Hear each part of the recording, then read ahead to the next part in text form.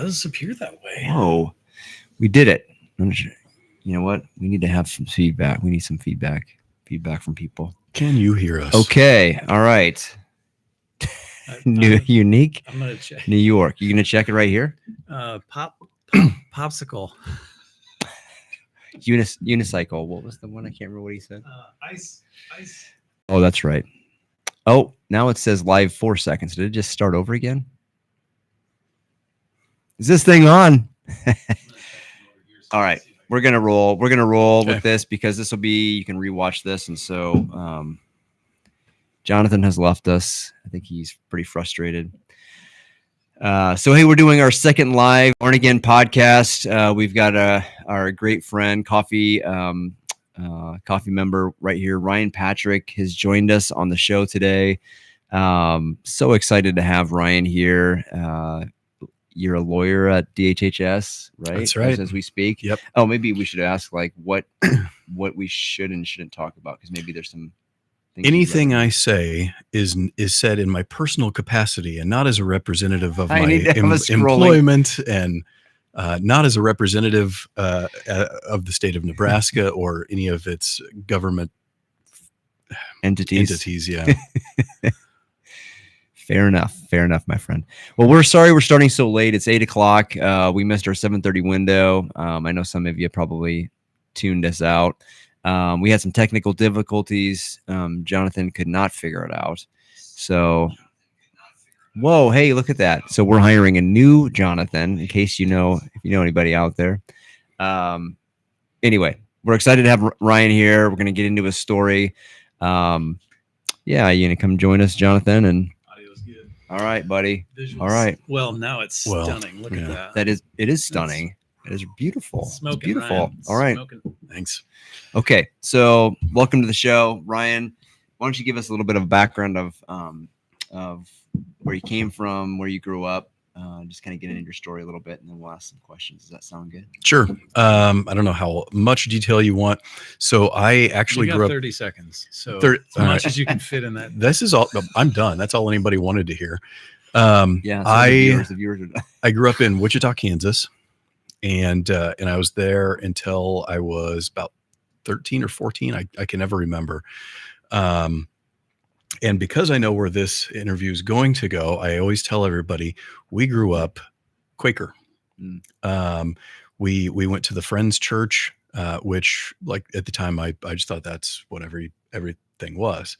And it wasn't until we moved to Nebraska and moved to a town called Stromsburg, 1,200 people. We went to the Evangelical Free Church there, and like just new stuff. Like, I mean, the gospel is mainly the same, but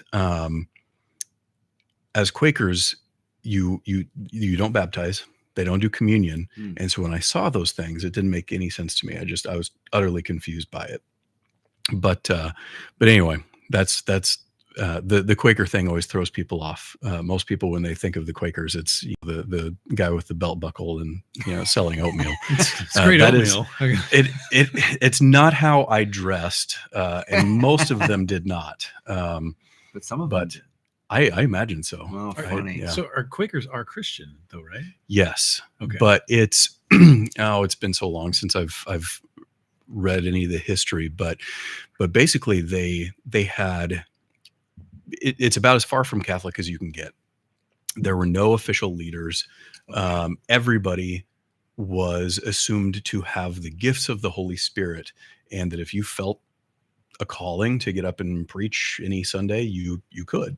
And because they did not prescribe to any leadership structure or obedience to any religious authorities, they got in trouble. They would refuse to. I apologize for anybody who knows about this more than I do. I'm going to get some of these details wrong, but they would refuse to take off their hats in churches because God is everywhere. So what's different about this building than when I was outside? Just a lot of various things that they kind of bucked the norm, and they also. Again, they did not baptize as children or adults because it was purely symbolic to them. They did not have communion because it was purely symbolic to them. And so I didn't know about any of those things until I was a teenager. I just wasn't exposed to it at all. But yeah, grew up in Wichita, in a Quaker church. Unfortunately, my parents divorced when I was 3. And yeah, we moved to Nebraska after my dad died when I was a young teenager. And that's when we moved to Stromsburg. Lived in Stromsburg until I graduated high school there.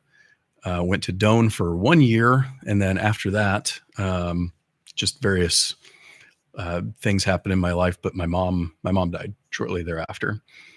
And I was 100% unprepared for adulthood. And so I ended up, in some pretty dark places, just really, truly living off of the goodwill of a lot of people. I ended up kind of couch surfing, just staying with some people, slept on couches, slept on floors, slept on mattresses on floors. It was years before I had a bedroom of my own. It took me, I think, 7 years after I had to drop out of Doane to get back into college, where I went to the community college here in town to just restart my education. And went to the community college long enough to get my credit so I could transfer into UNL. Graduated from UNL with a degree in political science and psychology minor. Then you're leaving the stories already boring you out. It's too intense. Yeah. No, I did that. And then, like, honestly, like as an older adult now, I realize that as a matter of pride, I decided that I was not done and I needed to go for more schooling, and went to law school right at the kind of the tail end of the recession. But graduated law school in 2015, I think. So yeah, I've been a lawyer for about 10 years. And other than living in Omaha for 1 year, I have been in Lincoln basically since 1999, and just trying to get life out under my feet and get on good standing again. So took a while. I think that's a tremendous amount of resilience that you showed. No kidding. Like, so many people, I mean, your parents divorcing, your dad dying, and your mom dying, and at a young age being on your own.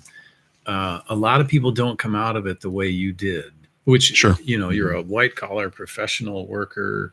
You have a wife and children. Like, so many people turn to drugs and alcohol and just crazy stuff. What do you think the catalyst for you not going that route was? Is that something in your faith journey or? No, because somewhere during that time period, I actually lost all my faith. I made a lot of mistakes during that time. I mean, I know that people, turn to drugs and alcohol and other problems. I've seen it because I've been there. I think I never went crazy, but we partied. I was making some dumb life choices when I could have been getting myself back on track a lot sooner. I wasn't. I was either lazy or I didn't know how to do it. I didn't know where to go. And we were young and dumb, and we partied and made our mistakes that we learned by. But ultimately, I truly think that what kind of put me over the edge was that I grew up. We weren't poor, but we were not well-to-do. And I also just saw some of the people around me. And I don't mean this to for anybody to think that I'm implying that my friends made bad choices. I'm not talking about my friends, just people that were in that crowd making bad choices. And then other people in that crowd still being successful, going to school, and like after enough time had gone by, seeing where the two diverged and where they ended up. And I just thought, like, I do not want to be like these people. And I know that I can do better than where I am.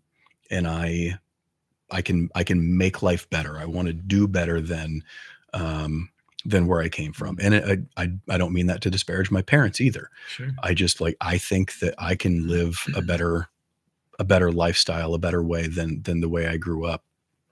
And so I just kind of had to get there. And if I'm being blunt, I'm okay admitting any of this stuff on here. But I remember one day where, um, some of my roommates we would get high, quite often, marijuana, nothing worse than that. But I remember the day when they woke up early and just wanted to wake and bake. You get high first thing, spend your day high. I've never heard that And, phrase before. Now you have. Wake and bake. Yep. We're going to learn from this interview. Yeah. But I just thought, like, I can't do it. I have to get back in school. And I know that if I start my day this way, I'm going to be high all day. I'm going to get nothing done all day. And then we're going to do it again tomorrow. And then the next day and the next day. And I've got to pick a day where, you know what, I might not get everything that I need to get done today, but I've got to say, no, I have to just shut this lifestyle down. I need to just like stay sober so that I can just go sign up for classes, go figure out the FAFSA. I didn't have the internet back then. So I had to go find a library where I could fill out these forms. And it's just like having that moment of clarity, I guess, that like I woke up sober, so I need to take advantage of this moment before I'm guilt tripped into getting rid of that. And that was it. I had a minute where like, all right, I'm done. And I just quit. And, it's not to say that it was totally smooth sailing from there, but I just realized, like, if I want to change the position that I'm in, if I want to get out of this rut and out of this hole, I've got to just stop. And it was kind of cold turkey. I remember the day, and the conversation that I had with my roommates, and I just said, I'm done. Sorry. That's a moment of grace that Mike and I get to hear over and over in interviews. Like we all seem to be confronted, and my guess is at multiple times throughout our lives, with that moment of, is that who you want to be, or do you want to be something better? And it's cool to hear your resilience through all you had been through, because I have friends whose spouses have died, who've gone through divorce, other things where they talk about their kids and say, like, man, this is going to ruin the kids.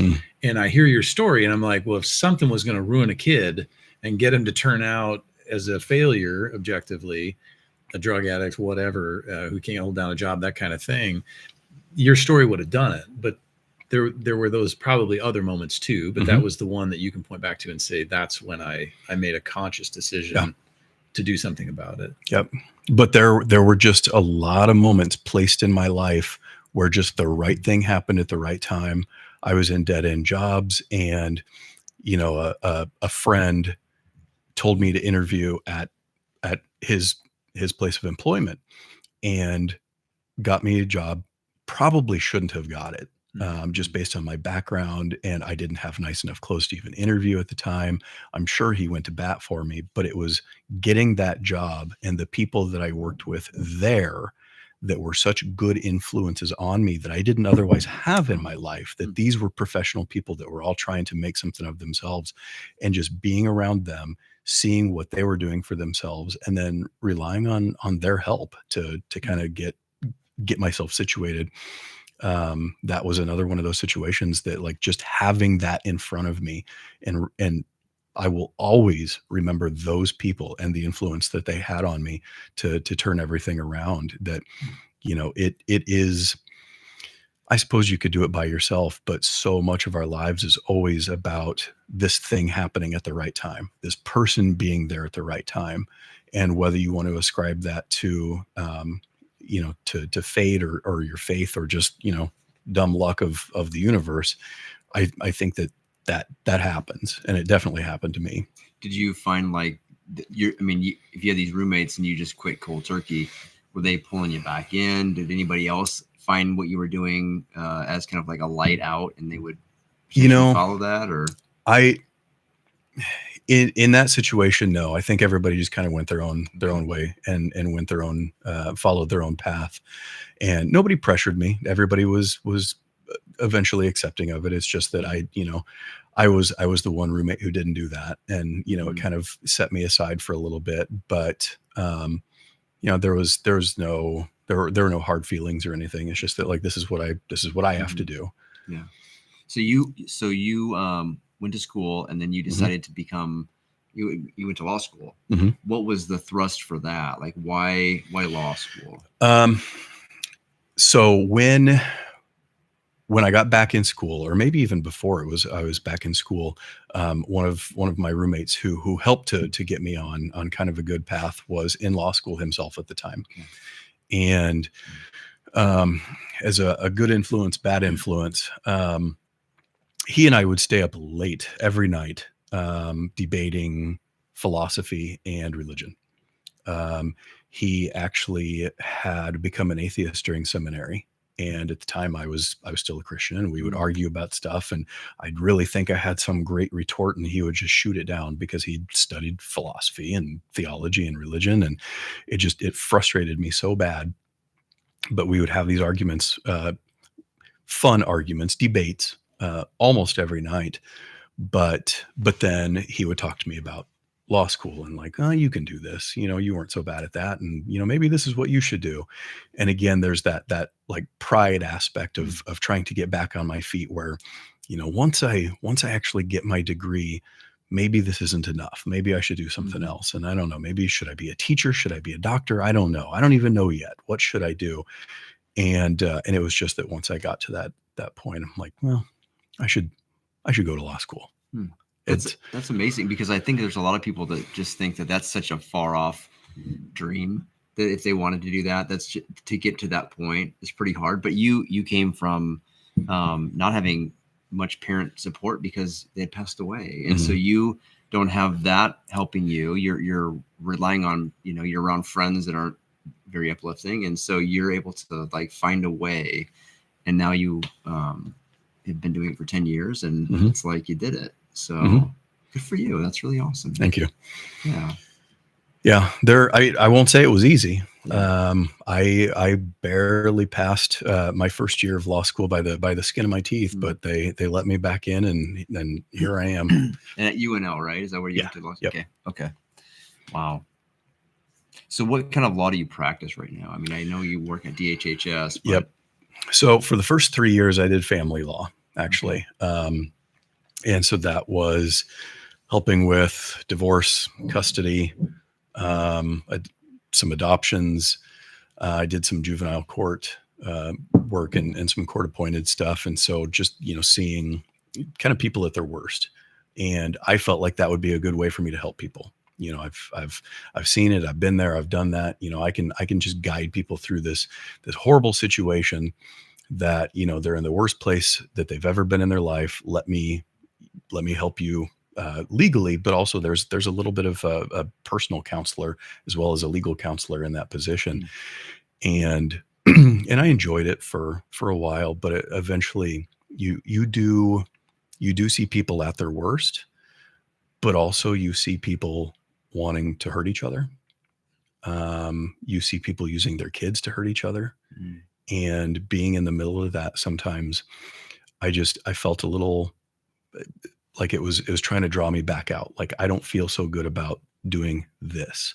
And some of the phone calls and the ways that clients would talk about what they want to do. I'm like, I can help you with the legal part of this. You're my client, but I don't feel great about what I know is your reason for what you're trying to do. And yeah, just at the right time, I ran into a friend of mine who worked for the agency, and he said they were hiring, and I applied. And so, yeah, I actually, I'm kind of supervising attorney for 5 other attorneys within the agency, and we're kind of like in-house counsel for some of the social services programs.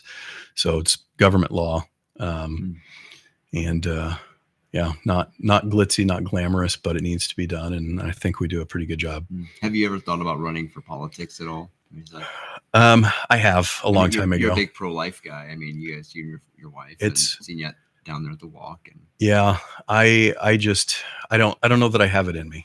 There's similarly a political game that I just don't know that I have the constitution to pull off.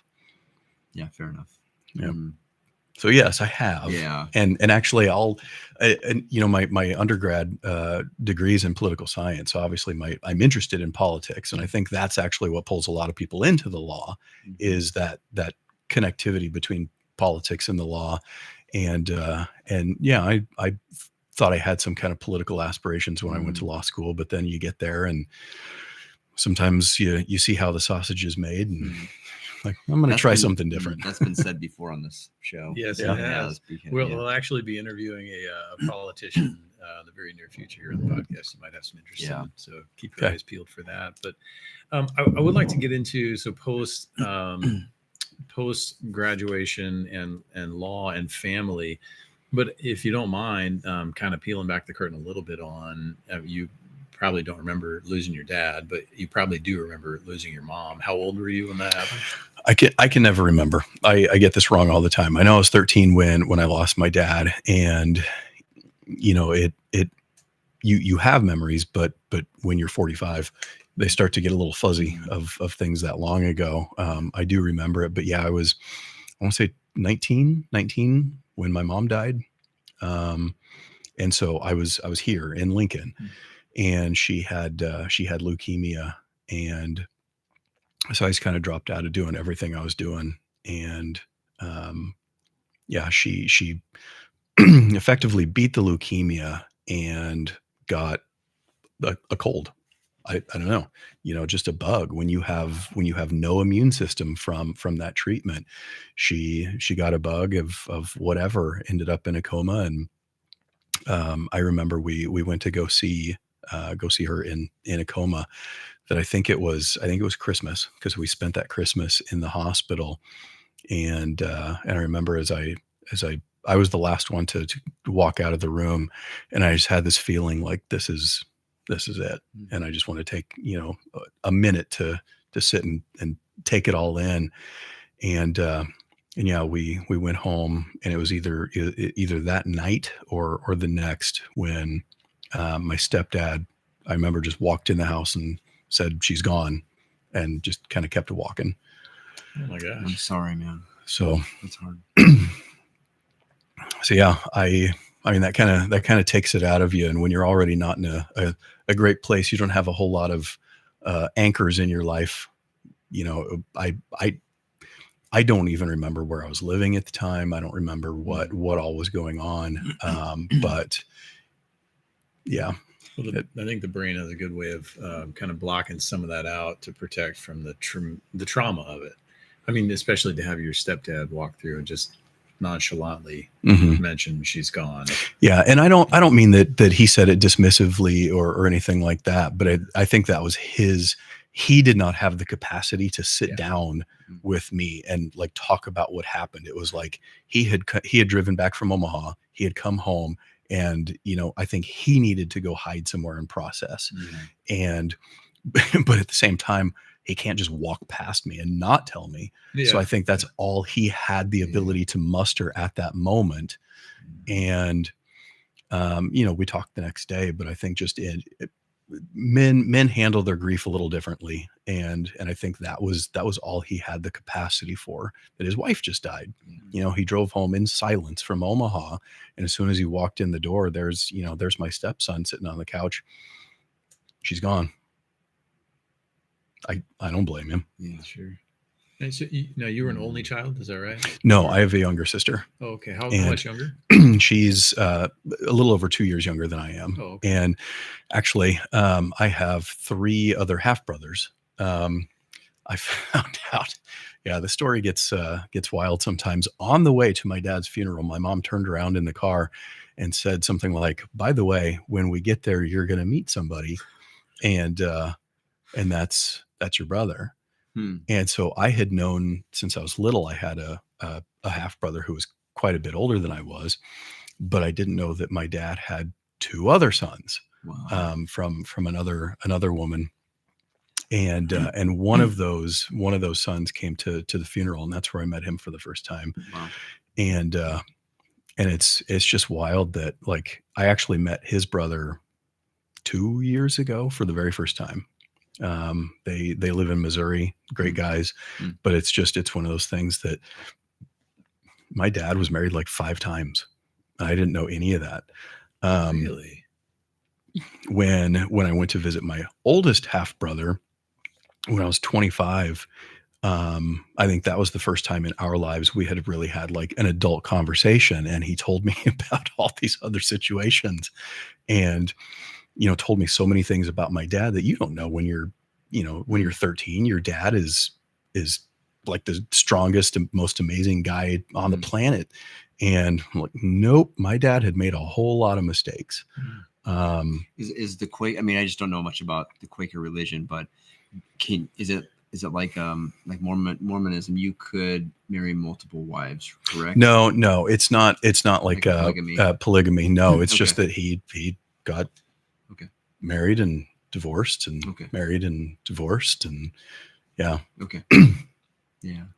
When does Katie enter the scene? I mean, she's amazing. She's done so much good stuff for the city of Lincoln, for Catholics here. And I mean, you can talk more about her, but when did you meet her? 2019. So she would love that I was telling this story, because she loves to tell the story of how we met. And we always say, when people ask, we met the old fashioned way on a dating app. That's and great.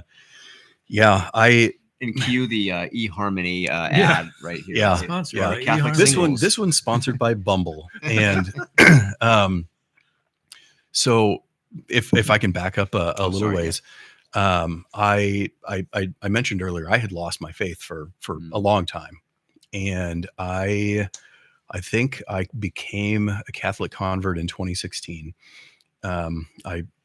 I don't know. I'm getting fuzzy in my age. I don't remember any of these dates anymore, except our wedding day. Because it's tattooed on your arm. Yeah. So I don't forget. But no, I was trying to date. I was older 30s, and I had just become Catholic, and I'm on, dating apps trying to meet people. I had started going to Forsati, where everybody is at least a decade younger than me. I'm not meeting anybody there. Do you want to explain what Forsati is? Oh, sure. So Forsati, at least in Lincoln, I don't even think they call it this anymore, but Forsati is for young adults. Basically anybody just out of college age. It's still an adult Catholic meetup group where we get together, and we would have First Friday adoration and music, and then go out for drinks and play games, whatever, just to spend time together. For anybody who hasn't gotten married during college. And so, yeah, I spent a lot of time there, and especially as a new convert, that's where I actually met my Catholic friends. I knew nobody. And so I did meet some great friends through the Forsati group. But there was one night where we were at the Isles Pizza, and I was talking to some people, and three young ladies came in, sat at the head of the table, and they were just talking to some other Forsati folks that they knew. And I didn't know any of them, never met them before. But I just remember thinking, like, that one's cute. And and then they left. I didn't talk to any of them. You just knew she was Catholic. I assumed so. But I didn't know her name, didn't know anything about it. But I learned later that was her. And actually how we met, though, was on the Bumble app, which, if anybody's not familiar, Bumble is one of the dating apps where when you match with somebody, the woman has 24 hours to message first. If she does not, it goes away. You lose it forever. And I had matched with her, and I remember actually I was tailgating with some friends, and I was so excited. Like, I kept seeing this girl. I wanted to match with her, and finally did. I'm like, man, I hope she talks to me. And more time went by, and the match expired. She failed to message me, and she let it go. And I was so mad about this that I actually deleted my profile, deleted the account, deleted the app, signed up for everything again so that I could try again. I wasn't even sure if it would work. Like, is it going to show me the same people, or is it going to know? And I did match with her a second time, and this time she actually talked to me. So, no way. So yeah, just started talking, and Yeah. I don't remember how long we had been talking before she actually asked, so are you going to ask me out or not? Mm, And so I did. that's awesome. Yep. And years later, we have kids, a house, a dog, and chickens, and yeah. Do some homesteading. Someday we'll see. Sort of. So like, I didn't know. I was thinking that you met Katie and then became Catholic. No. But you actually converted before that. So Yep. what was going on in your life? Were you living the Quaker life? Like, were you doing? No. anything? Okay. And even like when we moved to Nebraska and I didn't have that Quaker background around me anymore, I didn't even know what it really was. This is just the faith path that I grew up with. I didn't know why we were taught these things. But it was the conversations that I had late at night with that lawyer roommate of mine, where we would just debate and discuss all these things, that I just realized that every time I had a religious counter argument to whatever he said, I would get shot down. And I realized, like, I can't defend any of this.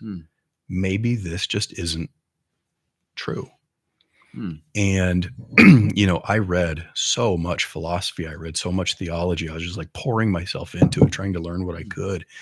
And it just seemed like so much of it was so easily disproven that I walked away. And I was probably 21, 22 when I really just decided, like, I'm done. And for years, I was that edgy atheist where I would go online and argue with people and, show everybody how smart I am because you're so stupid. How dare you believe in, the, what do they call it? The magic sky fairy or whatever, those people that just want to cause problems on the internet with religious folks. I was one. And as much as I told myself that, I'm not trying to pretend like I'm smart, I'm not trying to prove a point to anybody, I absolutely was. And it was a super frustrating time where you're kind of just angry that, you've either been led astray by your parents or whoever. You just feel broken. And so I get why so many of the atheists are angry, because our society is set up to be fairly religious. And when you think that you've got it solved and figured out that, 90% of society is lying to you, you feel smarter than them. You feel like you know more than they do. And just look at all these fools, but also, how dare you have done this to me? And so yeah, having gone through it, I can't really begrudge them for how they get to where they are. But I spent years like that. It became an annoying part of my personality. You can probably ask anybody in my mid-20s how annoying I was, and I'm sure they would gladly tell you, yeah, it was pretty tiring. So what was the catalyst for turning back to faith, and why Christianity, why Catholicism? I don't remember at what point, but you have those lived experiences where you start to feel like there is something out there that I don't know how to explain what it is, but there are coincidences or feelings or something where, like, there has to be more than just, one planet in the middle of nowhere full of people that just happen to have got there by accident. You kind of get that feeling that, now you might say it's God or the Holy Spirit speaking through you or to you, but it's like, okay, well, now I'm spiritual, but not religious. I feel like there's something, there's a universal consciousness that I'm willing to accept. And then, just more and more of, okay, well, I've got to be open to this again. Maybe I was wrong. I explored Buddhism. I explored so many other religious paths. And the one that I really had never looked at was Catholicism. Like, I had been to mass, I think, once in my entire life. And actually, as a Quaker and as an evangelical, I grew up on Chick tracts. If anybody remembers those. Oh yeah. Where, Jack Chick wrote those little cartoon comic strips about how Catholics are actually, I don't even know what term he would use, but they're basically devil worshipers, controlled by, I don't know, pagan Romans. And so that was all I knew about Catholics, is that negative aspect of everything that was taught to us. And so, no, I'm not going to do that. They're just like an even worse offshoot of the religion I just left. But I, I guess when I was 36, I found myself in a Catholic church. I was at St. Peter's here in Lincoln, and I was just paying attention. I'm like, this is so much different than anything I have ever seen before. Like just watching what's taking place on the altar, none of it makes sense, but boy, is it fancy.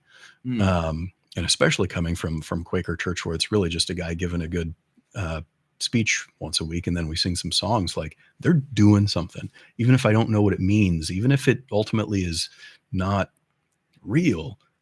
They really believe in what they're doing. There's some meaning behind every action that guy's taking. Like, his hand goes here intentionally. His fingers do this intentionally. That priest is thinking about what he's doing. Why? And I was just kind of transfixed. So I came back the next week, and again, just like focusing on this, like, what is happening? What am I watching? And after it was over, I walked out, and I knew so little about Catholicism. I see all these guys up on the stage, and a couple of them are wearing white. They look fancy. They look official. So I grabbed one in the hallway, and I was like, "Hey, do you have anybody I can talk to?" And I didn't know the difference between a acolyte or deacon or a priest. And he just looked around and like, Hey, Father, do you want to come talk to this kid? And so, yeah, they just grabbed the priest in the hallway and had a brief conversation that, like, I would like to learn more about what I just watched. And we set up a weekly meeting in his office after hours. And, it kind of started with him in that same debate style conversation that I used to have in the basement so long ago, where, like, I want to challenge you. You're wrong. I know you're wrong because I've had this conversation before. So let me prove you wrong. But where I started to turn then was that all of the religious arguments that I would bring up that were shot down so easily by my roommate and my friend were because they were based on Protestant theology. So a lot of the gaps in my knowledge and the gaps in my theology were filled in by Catholic teaching. And I realized that it is just because, like, to me, sorry for anybody who's offended here, just the Protestant faith is missing so much. And that's where my philosophy could not handle that. Like, that doesn't have any basis behind it. So if it's just made up, why should I believe it? But in talking with this priest, and I asked him the same question, he's like, well, here's why we believe that. And it comes from 2,000 years of official teaching from somebody who was there. It filled those gaps that I had for 15 years. And so I started becoming more open to it because I'm filling those holes. And then, like, well, RCIA is going on. If I'm talking to Father on Thursday, RCIA is on Tuesday. I'll go to that too.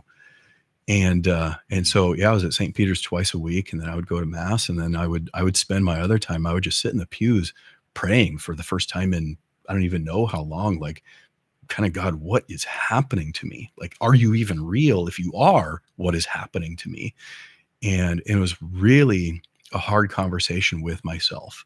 I really, really struggled in those pews. Like, I have spent so long having views that are totally antithetical to the church, disbelieving, being an arrogant brat about everybody who I'm sitting next to now, that if this is real, I feel guilty about that. But also, just, is this real? Is this what I'm being asked to do? And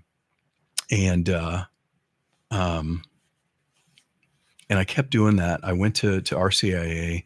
I missed the first part of RCIA, but just in those conversations with Father, I don't remember the date, but I remember the day that the minute I woke up, as I swung my legs out to the side of the bed, I just had a moment, even like right there, just from sitting up, put my legs out, not even hitting the floor yet. I realized, like, yep, I'm going to do it. I'm going to convert. And so when I went to see Father that day, I told him, like, I'm ready. I'm going to jump in. And he was very cautious with me. Like I'm not going to push you into this. I did not ask you to do anything. He's not trying to convert me. If you're going to do this, you did it on your own.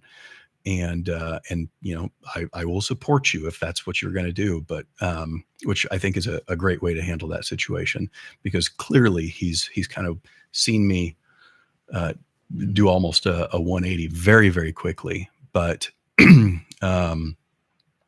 yeah, it was a very intense experience to go through that, learn so much so quickly that, yeah, I finished with RCAA and then came into the church, for, I think it's Epiphany. Is that right? No. So you kind of went through the OCIA class or RCIA, Yeah. and you came in with that class. Yeah. Okay. Yep. And not at Easter. And I'm having a senior moment, but what's the other date? Pentecost. No. Okay. And, yeah. Wow. And so yeah, it was pretty wild. I actually had to be baptized, which they don't do very often as adults, because just culturally in America, most kids are baptized. So you had never been baptized? Never been baptized. What? And Wow. because the church does not they don't rebaptize, I had to kind of prove a negative that I had to prove that I've never been baptized, because they didn't want to do it again over another church. And so I had to call my old church in Wichita and say, hey, do you by any chance have baptism records for me? And I remember the secretary laughing, because no, of course we don't. We don't baptize anybody. But still having to go through that, to prove to the church that this has never happened to me. But also, I didn't have any parents who could vouch for that, so I had a really odd situation through all this, because I can't call my mom, can't call my dad. My stepdad came into my life when I was, I think, 5, but he would have at least potentially remembered. I had nobody. There was nobody who could vouch for that. So yeah, that was, again, just another interesting learning experience for me, just about how the church works, and the work that I had to go through just to join. Mm-hmm. You can't just say, I accept you, Jesus, into my heart. No, man, you got to put in the homework. Mm-hmm. I think it's neat that you had those, what I would call very vulnerable conversations with God. I think it's easy for people to look past those, or to not have them, but you had them, which was saying, is this real? Are you real? Mm-hmm. Is what I'm experiencing real? I think that's the foundation for a relationship with God, is because you're able to be honest with him. Yeah. And I know we've talked about that in our own journeys and some other guys' journeys. When we get to that point of being honest with God, that I don't even know if you exist. Mm-hmm. I think then he's like, okay, I can work with that. If you don't talk to me about it, sure, I can't really help you. But you had those conversations, and he guided you into it. That's pretty cool. Mm-hmm. What I like too is that God pursued you, because you wouldn't have come. Sure, he was coming after you, not being baptized. He went out to you and brought you back to him, and brought you. What was it like when you went through because you go through RCIA to understand all the things about the Catholic Church, and so knowing what baptism meant, what was that like when you went through and you did your baptism? In part of our coffee group, we've got other men. One of our gentlemen just received his first communion and confirmation. Oh, was it a couple months ago? Maybe 2 months ago? Maybe not. Weeks, yeah. So he got to experience that as an adult as well. So what was that like for you? It's, it was an interesting situation, because they talk about your baptism washing away your sins, and so does confession, but in a different way. But I'm pushing 40, and man, this has got to be a waterfall to wash all this stuff away. When you're a kid and you get baptized, yes, that is transformative, but you're a baby, you're a kid. There's nothing really much to figuratively wash away, but I'm going through, yes. And I'm going through my whole life that I'm like, well, I did this and I did this and I did this, and I've held on to this, and man, that's gone. Okay. Kind of like, what do I owe for that? Or, Yeah. yeah, it's free. And, I confession still takes that away. You are still cleansed by confession in a different way than baptism.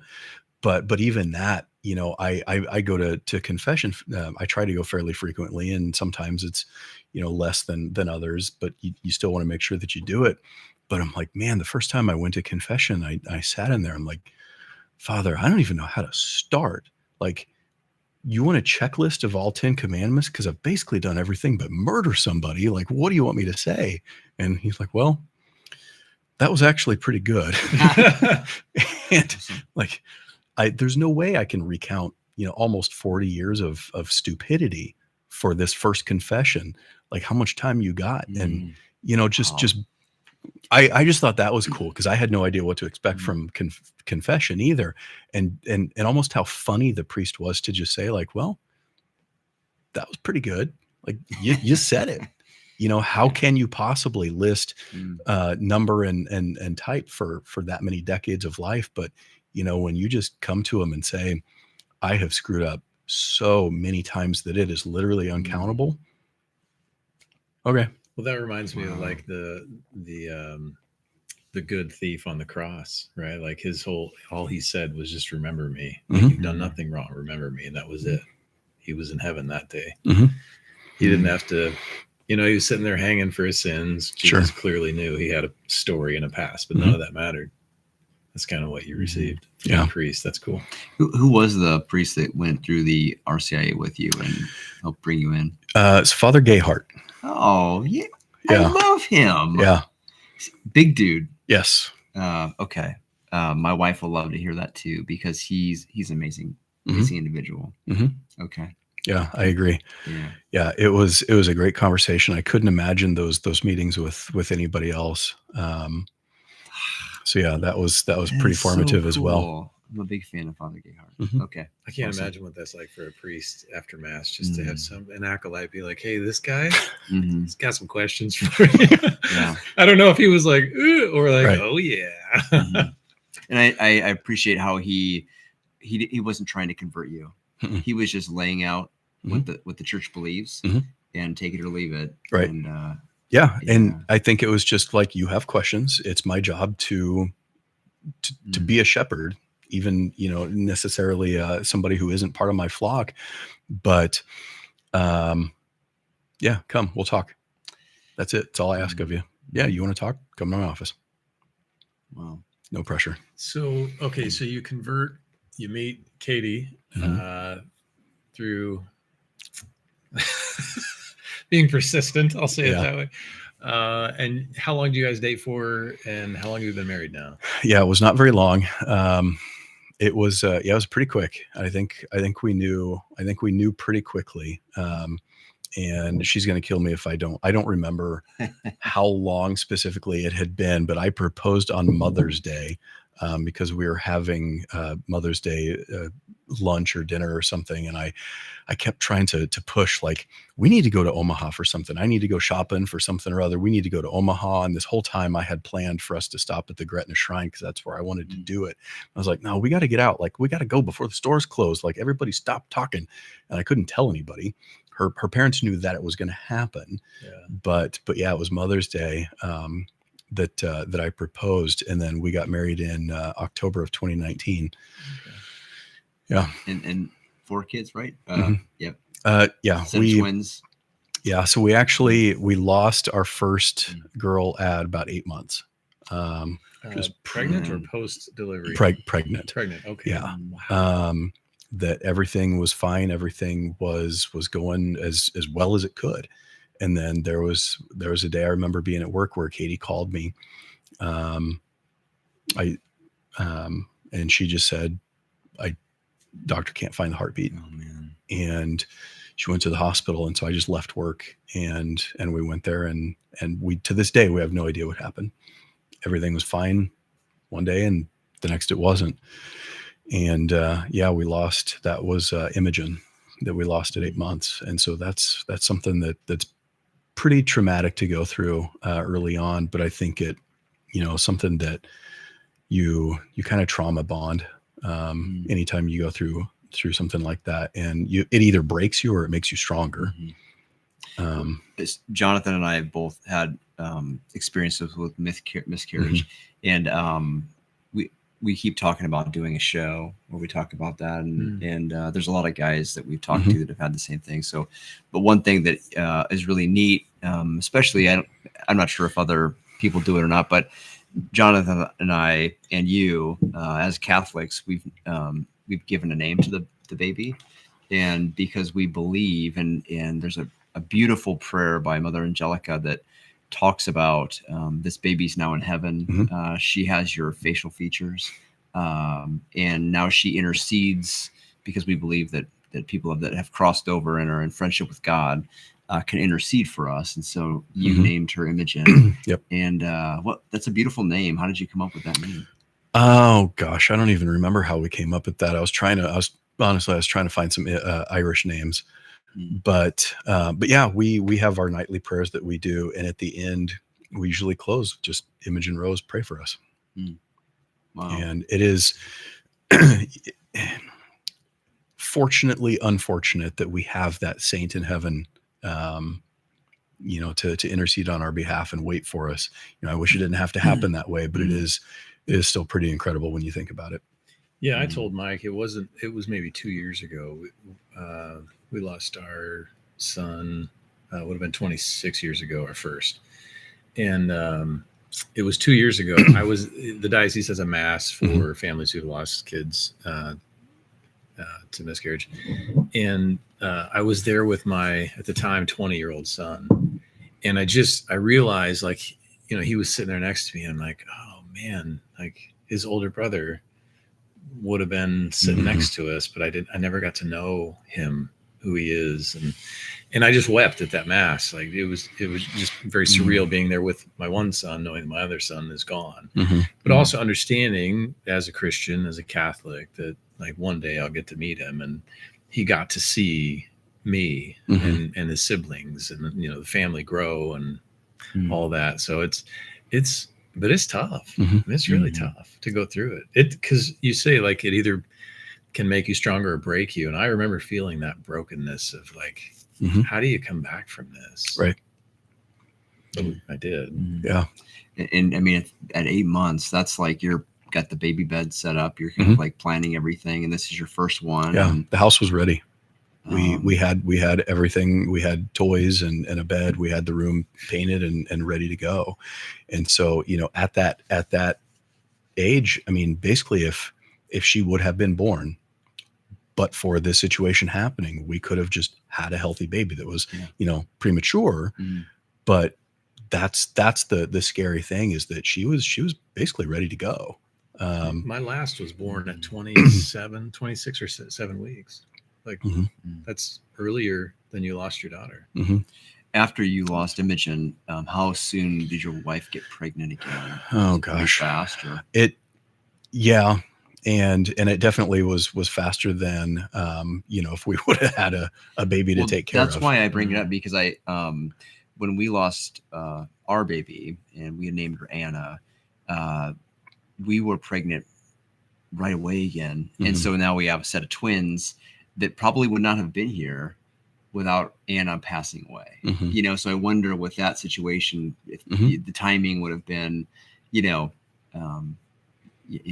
it's pretty special that we have them too. So. Right. And it's interesting because we all have twins. Like, what are the odds of that? Right. And ours. Doug was our last interview. With twins. Yeah, they have twins. Yeah. So we lost ours, and then we got pregnant right away with twins, and it was kind of a like, thank you, God. Yeah. Like, well, we literally, I mean, we're older parents. I was 39 when we got married. 40 when the kids were born, and that's already a hang up that I had, because my dad was older when I was born. He died so young. So it's a horrible fear of mine that I struggle with every single day, just being an older dad. But I'm like, well, we don't have that much time. We should pray for twins. And we did, we would often go to the Pink Sisters for adoration after work. And yeah, I remember thinking like, your will is your will, but yeah, it'd be pretty cool to have twins. Like we gotta I don't have much time. If we're going to have a handful of kids, we got to knock these out quick. And yeah, I mean, sometimes you get what you pray for. Yeah. And that was one of them. They're amazing. Can you talk about what it's like to have twins for people that don't know? Ooh, we all know. Yeah. We all know very well. So they're 4 years old. Yep, they're four now, and we had them on a rigid schedule because we set up everything we did like an assembly line. Like, you're going to feed this one while I do this with this one, and then we're going to change this. I mean, it was like just passing back and forth, juggling these babies. But then we maintained their sleep schedule so that, like, nope, if you're asleep, you're going to be asleep. And they have been like that ever since. So it's great that we did that, but it's just doing everything twice, right next to each other. But for us, they're well, first of all, you learn how many people have twins, but you also learn how many people don't know the difference between identical and fraternal. And so our twins are completely different. One had blonde hair and the other has dark brunette hair. They don't look anything alike, and people will walk up, are they identical? What? So I'll one up you. We had a boy and a girl, and people would ask the question. Yes. I'm like, I would have asked that. I don't God know. bless you. Yeah, Right. I mean, it doesn't make any sense. But it doesn't. yeah. But I absolutely love it. Is it stressful? Because, like, I can't focus on any one of them. You know, when I've got one, the other one wants to sit in my lap. They fight over who gets to do this. Well, she had that toy, so now I want it. I didn't want that toy until she had it, you know, and I think it's it's worse when they're twins and when they're the exact same age, they're at the exact same development than, you know, if you had one kid who was a couple of years older, who's got a little bit different interests. But it is a fascinating sociological experiment to have twins who are so different, because you should be so alike in so many ways. You learn what's nurture and what is nature because you're in the same house. You go everywhere together. You have the same parents. We do everything the same, but you are so different. You were born that way. Yeah. You are that way, and you are that way, and I had nothing to do with it. That's interesting to hear, because like I thought that was because it was a boy and a girl. And like, maybe that's why. Like, the boy was the one who, if he was going to do something wrong, he said, don't go in the kitchen. He would do a belly slide into the kitchen, and she would just put her pinky toe over it. Like, they're both disobeying, but he just was like, yeah, let's do this. I assume that was a boy-girl thing, but you're saying no. It's probably a little worse with boys, but yeah, their personalities are so different, and I love it. I hope that they are able to maintain a friendship throughout their life, being so different, but they are a yin and a yang. Yeah.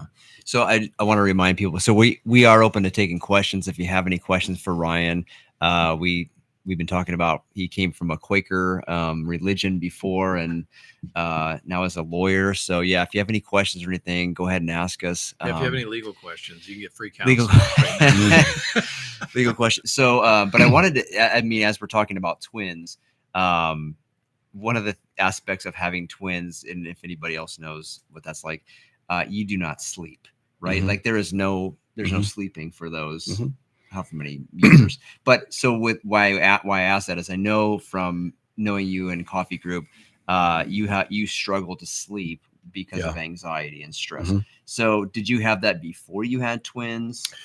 And I mean, and people don't quite grasp the severity of what it is for you to not sleep. Sure. But, and you can dive into that, but did you have that before the twins? Yes, actually. Okay, so yeah, actually with the twins, our girls have always been amazing sleepers. Oh, awesome. And even our baby is really an amazing sleeper. Yeah. Mike's not bitter at all. Yeah. They have been amazing sleepers. And I don't know what we did to deserve that or to cause that. But the issue for us, though, is that when you get up to feed, you have to do it twice as long, because again, you do this bottle, you burp, you change them, and then you pass off back and forth. And so you can't take turns. It's just nope, we're both getting up and we're both going to be awake for twice as long. So yeah, I definitely was still a little sleep deprived, but no, I I know I've talked to you guys quite a bit about how I struggle with insomnia, and a lot of it is just waking up in the middle of the night, that my brain will just go. That when you wake up with just a mind that won't stop talking to itself, you don't fall back asleep. And when you say insomnia, just so people understand, because I know from the thread how little sleep you were getting, I was shocked at how little sleep you were functioning on. Like, how much was that, and for what stretch of time? It depends on the night. It's actually been better, but there were quite a few nights that I would sleep maybe like 3 hours. And I just got to get up and do it, because, I would struggle to fall asleep, but then I might wake up at midnight. I might wake up at 3. And then whenever that happens, I was just awake. I would lay there and just never fall back asleep. And again, I will say it actually has gotten better. Part of it is recognizing what caused it, because I had spent, I don't even want to know how much money going to doctors and having tests done, and or is there something wrong with my hormones, or what's going on with my blood that is making me just wake up like this every single night. And eventually I just came to the realization that it's stress and anxiety. And so it's that anxiety that when I wake up, your brain just goes into overdrive and doesn't shut up again until it's time to fall back asleep at night. But is some of that, is it the way I understand it, ruminating is like, it's not just things of the past, it can be things of the future. Yeah, I'm worried about my day. So is it ruminating? To me sounds like it's just kind of churning, but what I hear you saying is yours is more like amped up. Like because nervousness or anxiousness. I will play conversations in my head about what I'm probably going to have to do in the morning. A conversation at work that, like, there's no reason to try to script out your day. It's never going to play out the way you think in your head. But I have to be ready. What if this happens? I need to know what to say in case this happens. And you play out, or at least I play out these scenarios of, if this happens, I need to do this. If this happens, I need to do that. And I know now that it's anxiety. And I have had pretty bad anxiety ever since my mom died. That, it makes sense when you've had that trauma and you're not really sure what's going to happen next, and how am I going to pay for groceries? Where am I going to live? Can I buy gas for my car this week? Am I going to be able to keep my job? All of these things, you have to be prepared. And it's like, in my head, when I was younger, going through that, I had to be ready for anything, because I don't have a safety net. That even as at that age when so many of us were making dumb decisions, I don't begrudge any of my friends, but they could always just go back home. Hey, mom, dad, something happened. I need your help. Or I don't know, I'm in jail. Come bail me out. However you want to play that out. Most people have that safety net, and I didn't. And so I had to constantly try to maintain safety in my decisions, while also being able to take those leaps that would help me, like, kind of get to a better job and get into school that I was talking about. And so you overthink, and you learn that that's survival. That's what you should do. And you just continue to do it. And that's just how your brain rewires itself, is to constantly be prepared for anything. And eventually it kind of overheats itself. And you start stressing about things that never happened, or that won't happen. And I've tried every anxiety medication they make, and I hate all of them. So I just quit doing it. I have lots of thoughts about anti-anxiety and depression medications. I don't know if we want to get into here, but I won't do it. I would rather deal with the stress than be on those medications that make me feel worse. Yeah. Okay. That's interesting. So when we meet for coffee in the mornings at 6 a.m., we've had kind of an ongoing discussion about medication and it helping you kind of cope with certain things. And so it's interesting you say that you'd rather just deal with it. Yeah.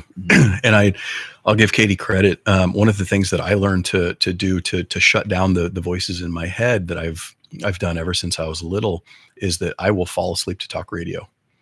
And I do that every single night. It's actually probably going to give me Like Barnigan. Um, Listen to Barnigan. you know, that puts me to sleep, but start not, vomiting. yeah. No, if anybody in the audience knows who Art Bell is, I started listening to this guy named Art Bell when I was a teenager, and he was on AM radio late at night. He would be from like 11 o'clock till like 3 or 4 in the morning, and he would talk about UFOs and Bigfoot and like all the weird stuff. But he just had the perfect radio voice, almost as good as you guys. I wonder what you have a very good radio voice. Yeah, you do. Oh. Maybe it's just like been ingrained in you. Maybe from so. Listening to our... I've listened to so much of that, but as a little kid, I would listen to that as I fell asleep, and so I just kind of learned to fall asleep to that. And so as an adult, I kind of found some of these talk podcasts that I would put on my phone as I would fall asleep. And I realized that if I listen to somebody else talk, yes, my brain is distracted listening to them and focusing on that story. So it can't be healthy. But at the same time, that's still better than all of the like 8 conversations that I'm having on my own if I'm not listening to that. So to this day, I will turn my phone down to the lowest volume, and I will find podcasts that I know and I recognize have good calming conversations, and I'll just listen to that until I fall asleep. Because otherwise, I'll just lay in bed and like, okay, well, this happened today and this happened today, and what should I have done in this situation? What could I do tomorrow? And it's, yeah. Can you do audiobooks, or is it more like you want to have an interview? I can't do an audiobook because then I'll focus too much. I can't listen to music because then I start getting into the music. I don't know how to explain it, but listening to words and listening to just a conversation lets me focus on that one path as opposed to all of the multiple that would otherwise take place in my head if I try to be quiet. And I know it's not healthy. That is a coping mechanism that I've developed, but it works. Well, I mean, that's what a coping mechanism gets you by until you can figure out the underlying, which it makes sense as you say that the trauma that you experienced growing up and losing your parents, and it was the uncertainty puts you in a fight, flight, or freeze mode. But I enjoy hunting deer, and they can't take a second. They're constantly, they'll go to grab, they won't even grab a bite of whatever, and they're looking around and they'll grab another bite. Like they live in this tension. And that's what it sounds like, is that constant state of unknown. So it's interesting to me though, because like the antithesis of that is that surrender to God, to say, I give it all to you. I don't know the outcome. But like you look at, even with the loss of your parents and your faith, your journey, your whole journey, that God's never abandoned you and all that. Like he's still there. And can you just like that trust fall back into his arms to just say, you got this. Right. And I know that's a journey. That's not like a snap your fingers. And I'll tell you that, after having spent so many years of my life pushing back and, being an atheist where I didn't care about anything and I could do whatever I wanted, having no even mental repercussions for any of the choices that I make, it's hard to turn your life around. I have lived a certain way for so long. I have lived without trying to rely on anybody else but myself. I've lived without trying to think about God or reliance on God or anything else, that like when something goes wrong, like my first instinct admittedly is not to pray. It's just to like, okay, how can I figure this out? And you have to step back and remind yourself to do that. And I'm still not very good at it. I've been a convert for, coming on a decade now, and it's still, you just spend so much time of your life learning to live a certain way that I cannot at least shut that off. It's hard to really just change the way that you've done things for so many of your formative years that I'll admit here, I struggle with it constantly. I actually, I read you guys' texts constantly through the day that makes me wonder what any of you do for a living. We don't do anything. But yeah, other than texting each other, but just like the faith that you guys at least discuss, like that's not where my mind would have gone, you know, and it makes me jealous that I don't know how to turn that on, and I don't know how to make that my default. And I hope I get there. I'm trying, but I struggle. I'm not a perfect person. I will say half the time, I don't even think I'm a good person, because we still sin.